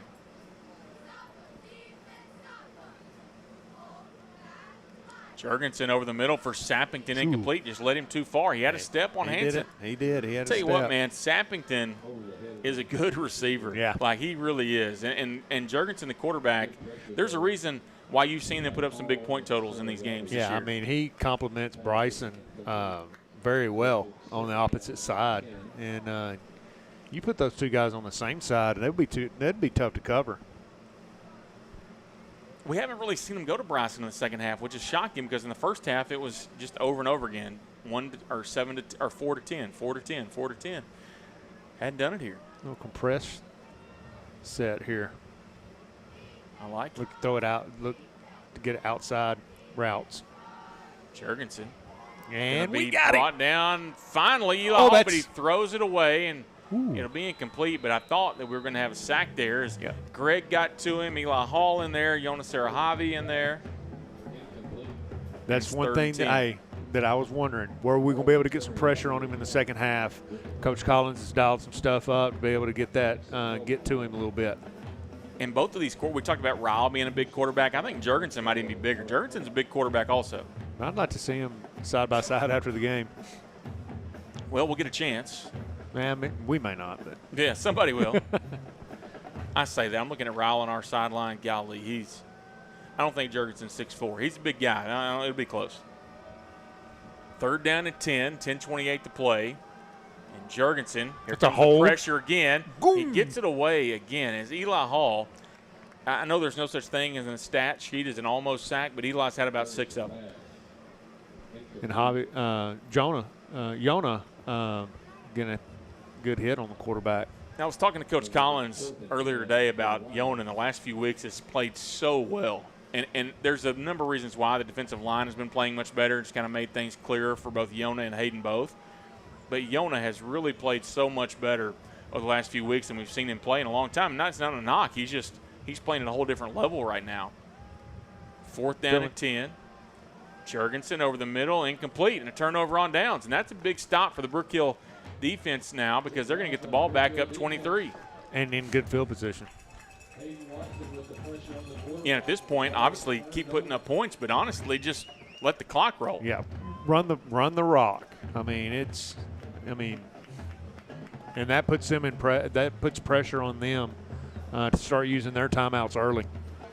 And up by 23, if you can run the football at them here, you make them just think about, man, can we get on the bus and go home? I mean, to be real physical with them here. Because the more the scoreboard is in the other team's favor, the less physical you really want to be. That's just a fact. And Grace Prep is burning take a time out here already. 1st and 10. Yeah, interesting. Okay, we'll take a quick timeout with them here. You're watching Brook Hill football on NETSN. Struggling with mobility, chronic pain, work, or sports injury? At Azalea Orthopedics, our team of highly trained physicians specialize in complete orthopedic care, pain management, sports medicine, physical medicine, and rehabilitation. If you've sustained a bone or joint injury, have mobility or movement problems, struggle with pain, contact Azalea Orthopedics. We're conveniently located across East Texas, serving 18 counties. When visiting your doctor, urgent care, or hospital, you have a choice. Demand Azalea. At Azalea Orthopedics, your health is our priority.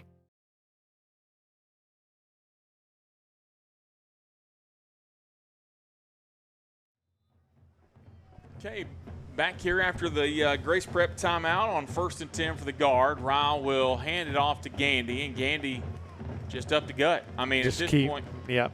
And another flag comes in. I'm not sure what the situation here is. What was a little extracurricular?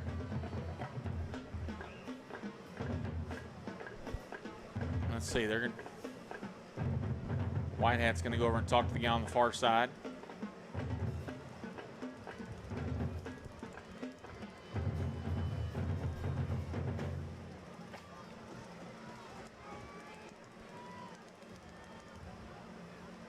Going to call it against the offense here. Looked like he's saying, did he say block in the back?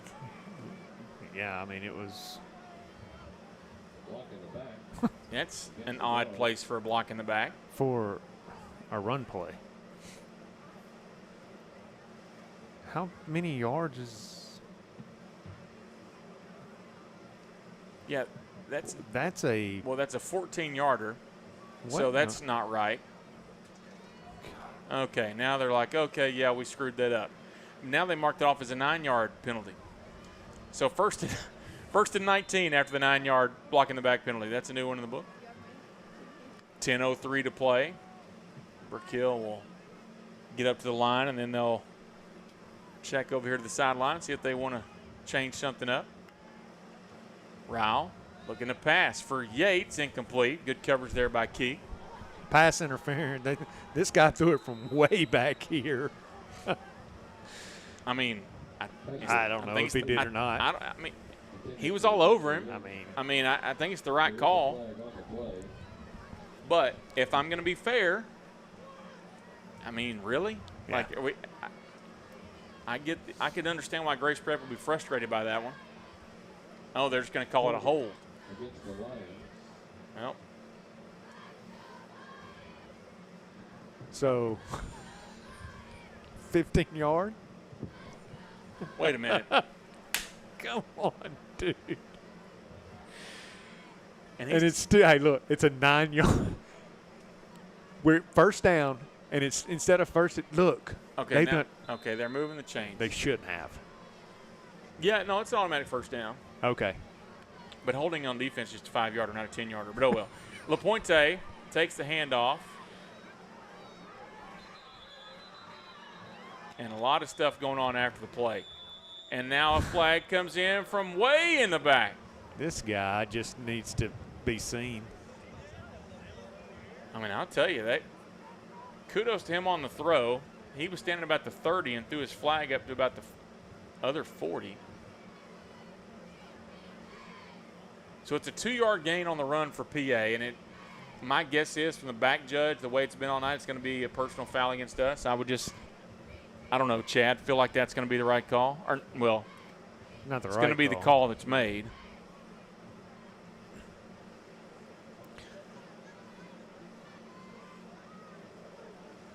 Like I said earlier, the more discussion there is, the more it scares me.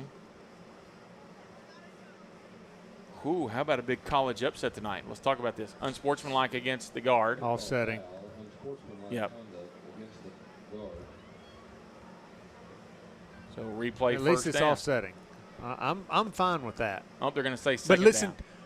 but my thing is, you go talk to one of ours. Go talk to theirs if it's offsetting, right?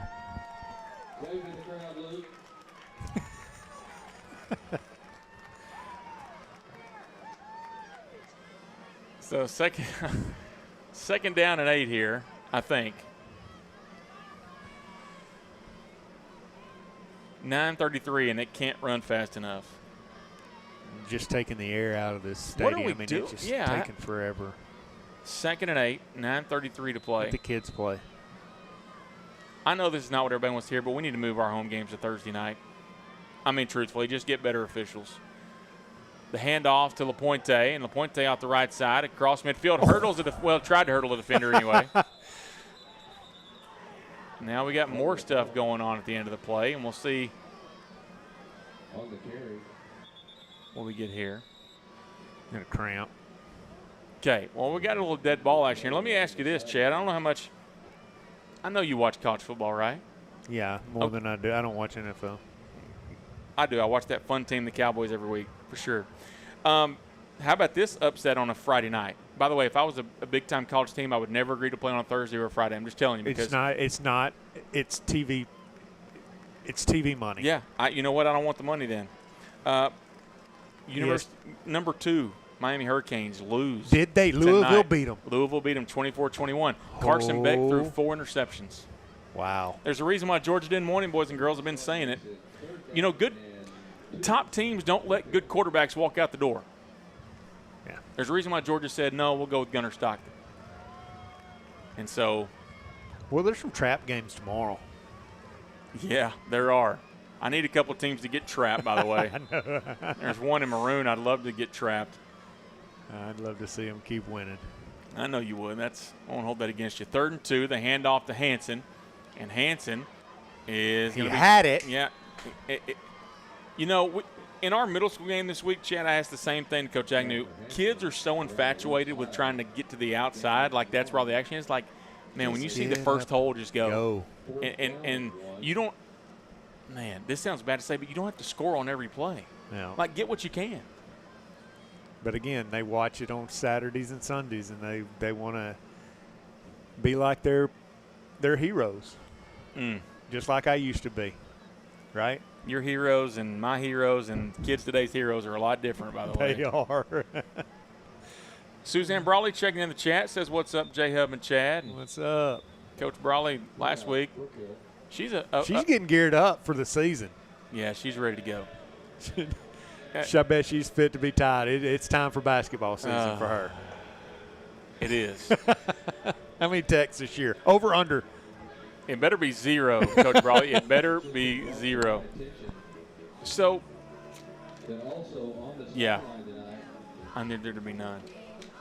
We have Mr. Moody Ogafere. Coach Dawkins pointing out some of the seniors back. Moody Ogafere, by the way, are we here for the pick 6 last year for Moody? We were playing. I don't remember who it was that we played last year at home, and he gets a pick 6 from about 25, 30 yards out. I can't remember who it was. I was here. I just, you know, Moody also state runner-up last year in the hurdles. Was that no the triple jump? Triple jump. John Marcarico from Brook Hill won it. Moody got 2nd. Yep. And Moody, of course, is Luke's roommate, which is good because I think Moody understands the academic side of college, and he's helping Luke out. I hope he is. I keep asking what our calculus grade is. I'm not getting a straight answer. Coach Brawley, by the way, says she'll be on her best behavior. I somehow doubt that. 4th and 1 for the guard, 8:17 to play. And Riles is going to hand it off to Gandy, and he's got the first down and more. Oh, come on, guys. Just come on. Play to the whistle, and that's all we ask.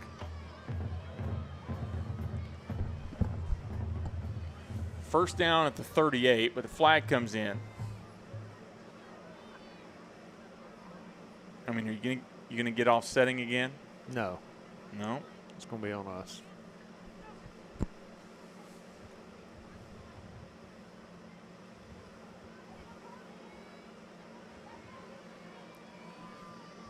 Oh, boy.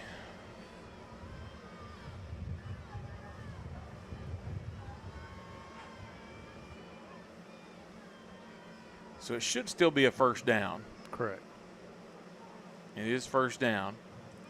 Conduct was the call against the guard. And it's going to be a 1st and 10, but we're going to be our chain gang has them officials have got them all mixed up tonight. Dead ball foul is going to make it first down and 25. Okay, this is a new one actually.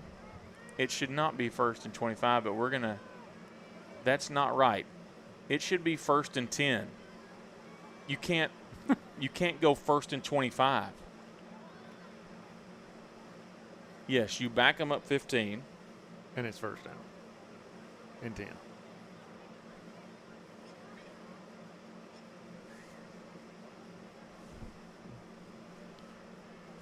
My wife just texted me and said, "What's going on?" Yeah. You know what my answer is going to be. Nobody knows. I don't. You know what? Just run the clock and let's get out of here. I mean, Ryle on 1st and 25 pitches to Hanson, and Hanson down the sideline. Boom! Oh, lowers the shoulder. Oh, he didn't expect that one. That's how you play. I mean, just by the way, they did move back to 1st and 10. By the way, yeah, they did. And another first down for Hanson, 1st and 10 at the 40.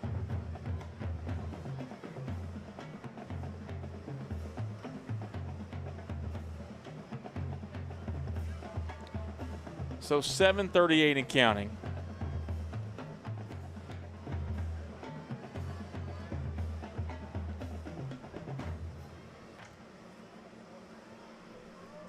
And Ryle will hand it off to Gandy off the right side, and really got tackled by his own guy there. Yeah.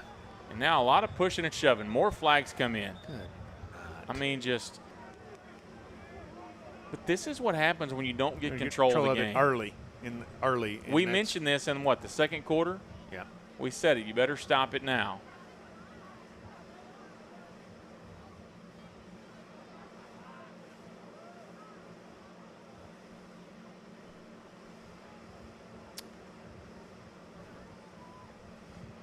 Chad, the last time I was this ready for 7 minutes and 16 seconds to run off the clock, I was waiting on pizza rolls to be done in the oven or something. I mean, good grief. Don't get me thinking about pizza rolls, because my favorite pizza roll place used to be in Tyler. They shut it down. Double Dave's? Yes. That's my favorite. Anytime I go near a Double Dave's, I'm ordering as many as I can, and then I'm bringing them home. Pretty good. So 1st and 10 after the penalty against the Lions. Yeah. I mean, it should have been. 7:02. I don't mean like the pizza rolls that you're talking about, pepperoni. No, you're talking about the Totino's. The Totino's ones that'll burn you. We were actually talking about those at lunch today, burn Chad. The top of your mouth. Today, it was pizza day at Brook Hill, and man, they had great pizza, and I took the first couple of bites, and it literally burned the inside of my throat. And I was talking to Coach Dalton Smith. I was like, Dalton, that right there only is rivaled by a Totino's pizza roll out of the oven. And it didn't matter if you waited 47 minutes or 47 seconds. Those suckers, the first 3 you ate, were going to burn. Nobody. You gotta tear them apart. I'm going to tell you something, Chad. There's not a person in the world that knows how a Totino's pizza roll tastes. You know how I know this? Because nobody has taste buds after the first two. There's no chance you know what they taste like. But I'll be honest with you. Wait till they're cold and then eat them, and they're even better. They're good, yeah. So this game is deteriorated us talking about Totino's pizza rolls.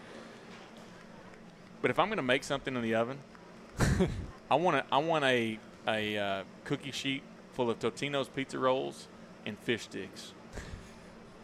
I'll eat them together. Don't care. You throw a little mac and cheese too? Don't need it. Don't need it. If you got a pizza roll and fish sticks, what else do you need? Honestly, a little mac and cheese. Chad, I know you know. I'm going to guess you know this. Luckily, the game started. I'm not going to have this conversation yet. I'll wait till the next dead ball because there'll be another one at some point. 2nd down and 7. 6:40 to play in the ball game. It cannot come soon enough. Hanson in motion, and Ryle will fake the handoff. Pitch back to Hanson going the other way. You got one man to beat, and he's going to bring him down to 16. And then more stuff, man. Like, just stop. I mean, at some point, enough's enough, right? Like, at some point, you pull both teams off and say, guys, let's finish this 6 minutes and be done with it. And here's the thing, like, just stop. Just stop.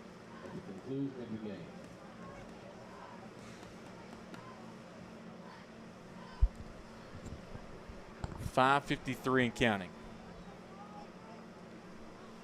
So if you're in the chat, you want to tell us your favorite oven delicacy, feel free to. Is the handoff fake to Gandy, Ryle, and run the option, pitches to Hanson, ball on the ground, Ryle picks it up. Why not? pick it up and run. He's going to get a few yards and finally brought down. And I got to be honest, the way this game's going with 5.5 minutes left up by 23, I'm probably going to get my young man Ryle out the game. Out.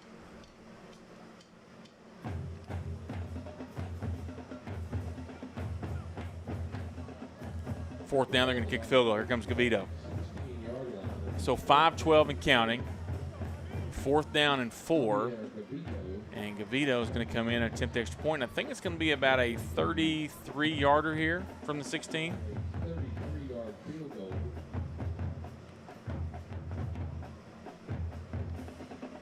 Hansen is the long snapper. Wisner, the holder. And Gavito set to kick. And a flag. Nope, they're going to say it's a timeout as the play clock was getting ready to run down to 0. So let's talk about this meal. Maybe you weren't in the same boat I was in growing up. Did you ever have tuna helper? No, we did more hamburger helper. Well, we had hamburger helper too, but I guess as it got closer to payday, it was tuna helper. That's the stuff you can get for really cheap, by the way. Your kids and my kids probably don't understand that. No. I'll tell you what my dad used to love. Okay. Fried bologna sandwich. Do you understand that Yona's dad, by the way, says we're making him hungry? Listen. Me too. I'm actually going to try to figure out how to get a bag of fish sticks on the way home. So, yeah, man, I ate more Spam sandwiches as a kid. I've had it. Yep. And salmon patties. Salmon patties. Oh, but they were so bad they weren't even called patties. They were called salmon croquettes or something like that. Like, what in the world are we eating here? As the Lapita's truck runs away. Please, Lapita, stay here. Gavito's field goal attempt. Ooh, did it? I think it got in. Oh, they're going to say he snuck it in there. Nice. Brook Hill extends the lead, 47-21. 4:41 to play. We're going to take a timeout, come back, and talk more old school food here on NETSN. Brook Hill is more than a school. I am more than a teacher. We're more than a classroom. This is more than a performance. That is more than a scoreboard. At Brook Hill, you are more than a student. Brook Hill provides a Christ-centered education that more than prepares students for college. It prepares them for life. Brook Hill is a place to grow, a place to belong, a place to thrive. Are you ready for more?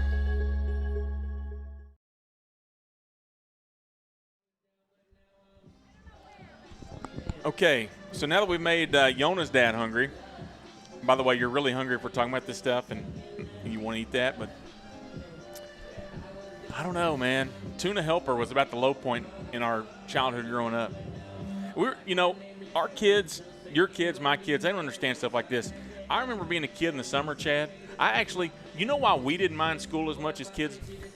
Because here's what happened in the summer. Yeah, I don't know. It'd be a random Thursday in the summer, and they'd be like, wake up. It'd be 6:30. It wouldn't even be dark. Wouldn't even be bright outside yet, Chad. Wake up. Why? Because it's time to go outside. I'm like, for what? What are we going outside for today? And maybe I'm the only one. Maybe I was just mistreated as a kid. They'd lock the door. Like, you ain't coming in. And then at lunch. Especially if they were cleaning. Oh, God. You listen, that's the only time you'd rather be outside, maybe. But you'd get that bologna sandwich with no mustard or mayonnaise, just bologna. Dry piece of bread. And if you were lucky, you got some kind of Kool-Aid or something to drink. You're drinking out of a water hose. And you all were sharing a bag of chips that wasn't even the good chips. They went to the dollar store and got the fake Lays. There's baked Lays now. Those were fake Lays back then, buddy, for $1. Man. The good old days. Listen, I got to be honest. It made us who we are. It is. And maybe that's good. Maybe it's bad. But it made us who we are for sure. Very thankful for all of it, for sure. 1st and 10 for the Lions now. 4:39. There's a lot of things we could probably talk about next 4:39. The clock needs to run. Jurgensen looking to pass, and it is completed to Bryson, and Casper Hansen there to tackle him. And another flag comes in. The back judge, I don't know, he's got like a big flag football game or something tomorrow because he's just getting his arm loose. I don't know what happened right there. Our coaching staff went crazy. if he stepped on him or what. And honestly, if I'm the back judge, I'm mad these other guys that are down on the sideline are not calling it. Right. And it's against the Lions. And it had to be something there. I think Bryson may have gotten and stepped on him or something when he got up. And the issue is just, look, you have a lot more to lose than Grace Prep does at this point. Yeah. Do not buy into any shenanigans And here. that's what Coach Collins is telling them. Guys, do not fall for anything, because you get 2 personal fouls, you're sitting the next game. Yeah. And next week will be a good one. Tomball Christian, one of the better homeschool teams in the state, if not in the country, coming to town. Yeah, they had some dudes last year. And by the way, the worst officiated game I've ever seen in my life was last year at Tomball Christian. And I know that's saying something, but it's true. Jurgensen looking to pass deep down for Sappington and just overthrew him. And let me tell you, Sappington that time had to step on Witten again. These guys can run. Yeah, they can.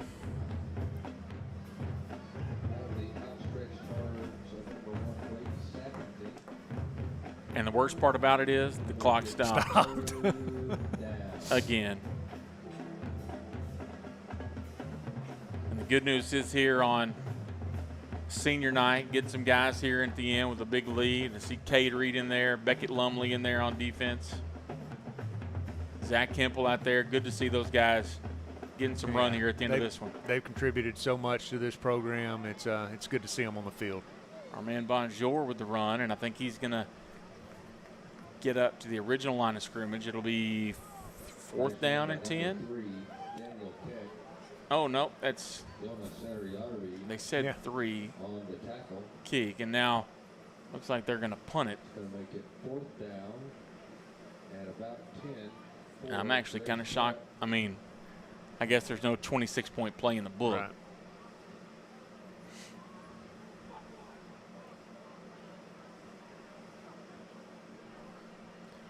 It'll be a delay of game if they don't do something quick. You're talking about disorganized. They're trying to. Yeah, there's the just don't throw it. Thank you. Just let them kick it. And a good kick. I mean, that's a good punt there for Jurgensen. And backed up on him. Yeah. And so the guard will have the ball with 3:16 to play, 1st and 10 at their own 29. Man.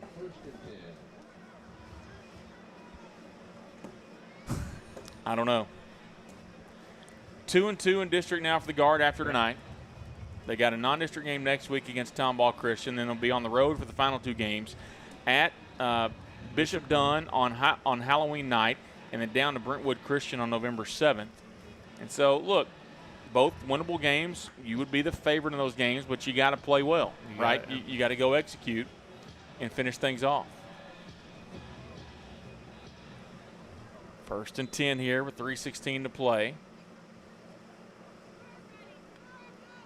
Rao is going to hand off here. That's Michael Reeves in at tailback, and Mike across the 40. Good for Mike. So happy for Mike a couple weeks ago at Regents to get that touchdown. Yep. Next time I saw him, I said, man, go get you another one. And this would be a perfect chance for him to get one here, 3:04. That's what I'm pulling for here.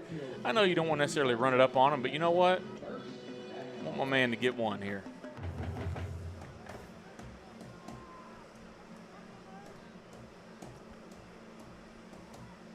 Brook Hill going to chew that play clock up the best they can. 2:43 to play. Next week, Chet, you're going to be here, I think, right? It's just I'll be out next week. You'll be out. I'll be listening to you, trying to get here from Dallas. I'll get here as soon as I can. I just don't know what time it'll be. Ooh. And that's a nice play there by Bryson. Look, they got a couple of guys that can play, man. Bryson's one of them. Sappington one. The quarterback, Jurgensen. Bonjour, the running back. They got some guys that can play. Yeah, they got some players, and they just. And I'll be honest, just watching the way they move the football tonight, them and Grace Community for the 4th playoff spot is going to be an interesting ball game. And where do they play that game at? I think it's at Grace Prep because I think we're opposite of Grace and everybody. I think they're going to play it in Arlington, which means it'll be a Saturday. It's there. They know that routine. Grace Community does not. That's not a normal routine for them. Yeah. I'm going to look it up while we're sitting here. We got a couple minutes left, and I think it's a Next week, homecoming. Will we have the homecoming festivities on? We will get NETSN. the homecoming festivities on NETSN, and that'll be pregame, and we'll make sure we have that for you.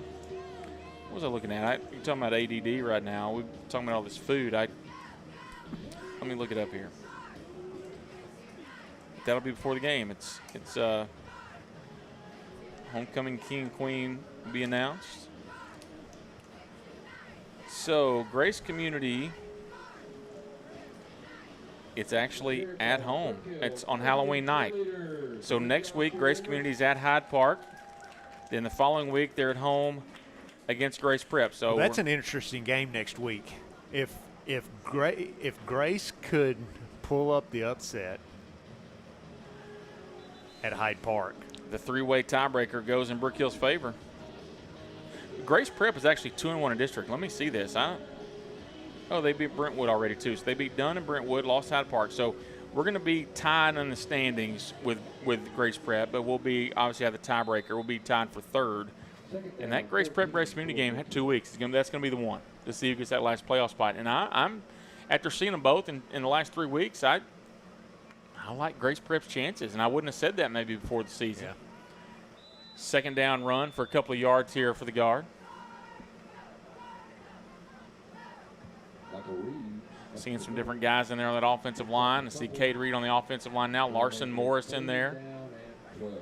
Emily Turkinen getting some run here.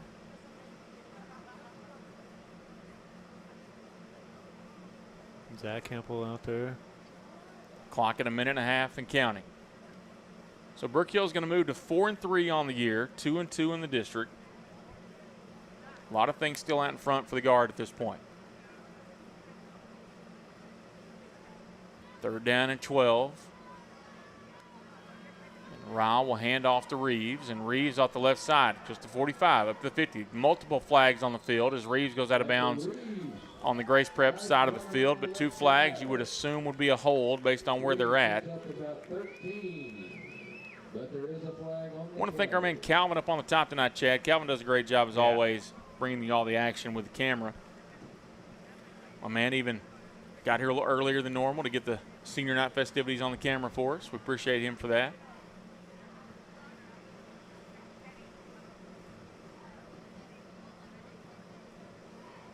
Holding call against the guard, moves it back to the 31-yard line. So it's third down. Yeah, third down and 22. Clock at 1:05, and they'll start the clock now. Pretty close. Now there they go. There's the clock. Just a couple more plays, and this misery will be over. But we won it.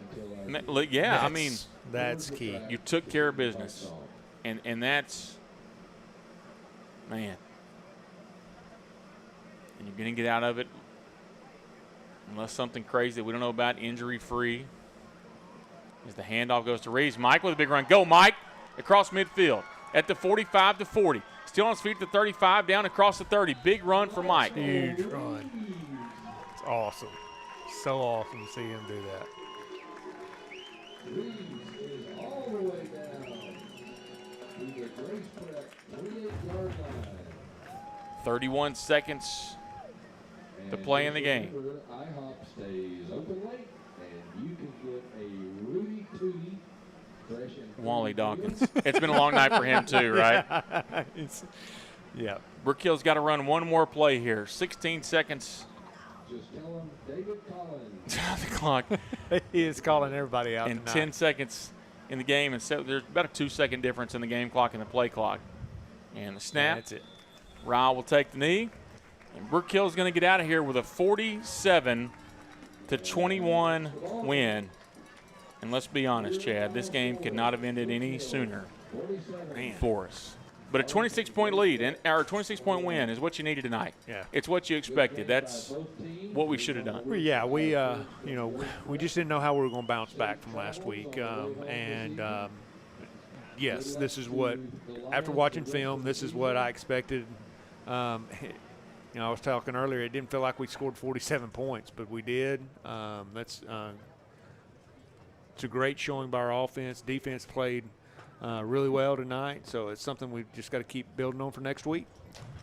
So the Guard advance the record to 4-3, 2-2 in district play next week, 7 o'clock. Homecoming night here at Brook Hill. Tomball Christian comes to town to take on the Guard, and we'll have the action here for you on NETSN. For Calvin Henson, for Chad Grubbs, this is Jeremy Herbert saying so long. We'll see you next week on NETSN.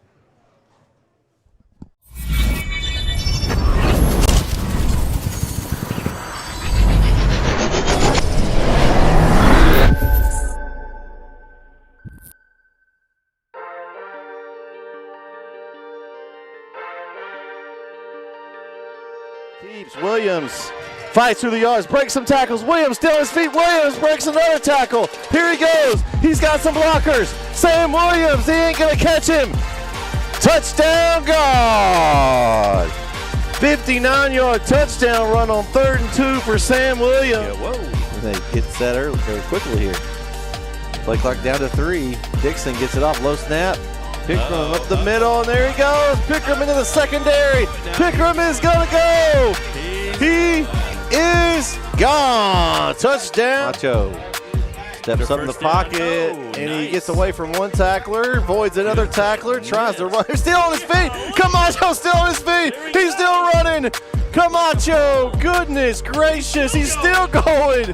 Camacho, is he going to score? Wow. Touchdown. Quick pass.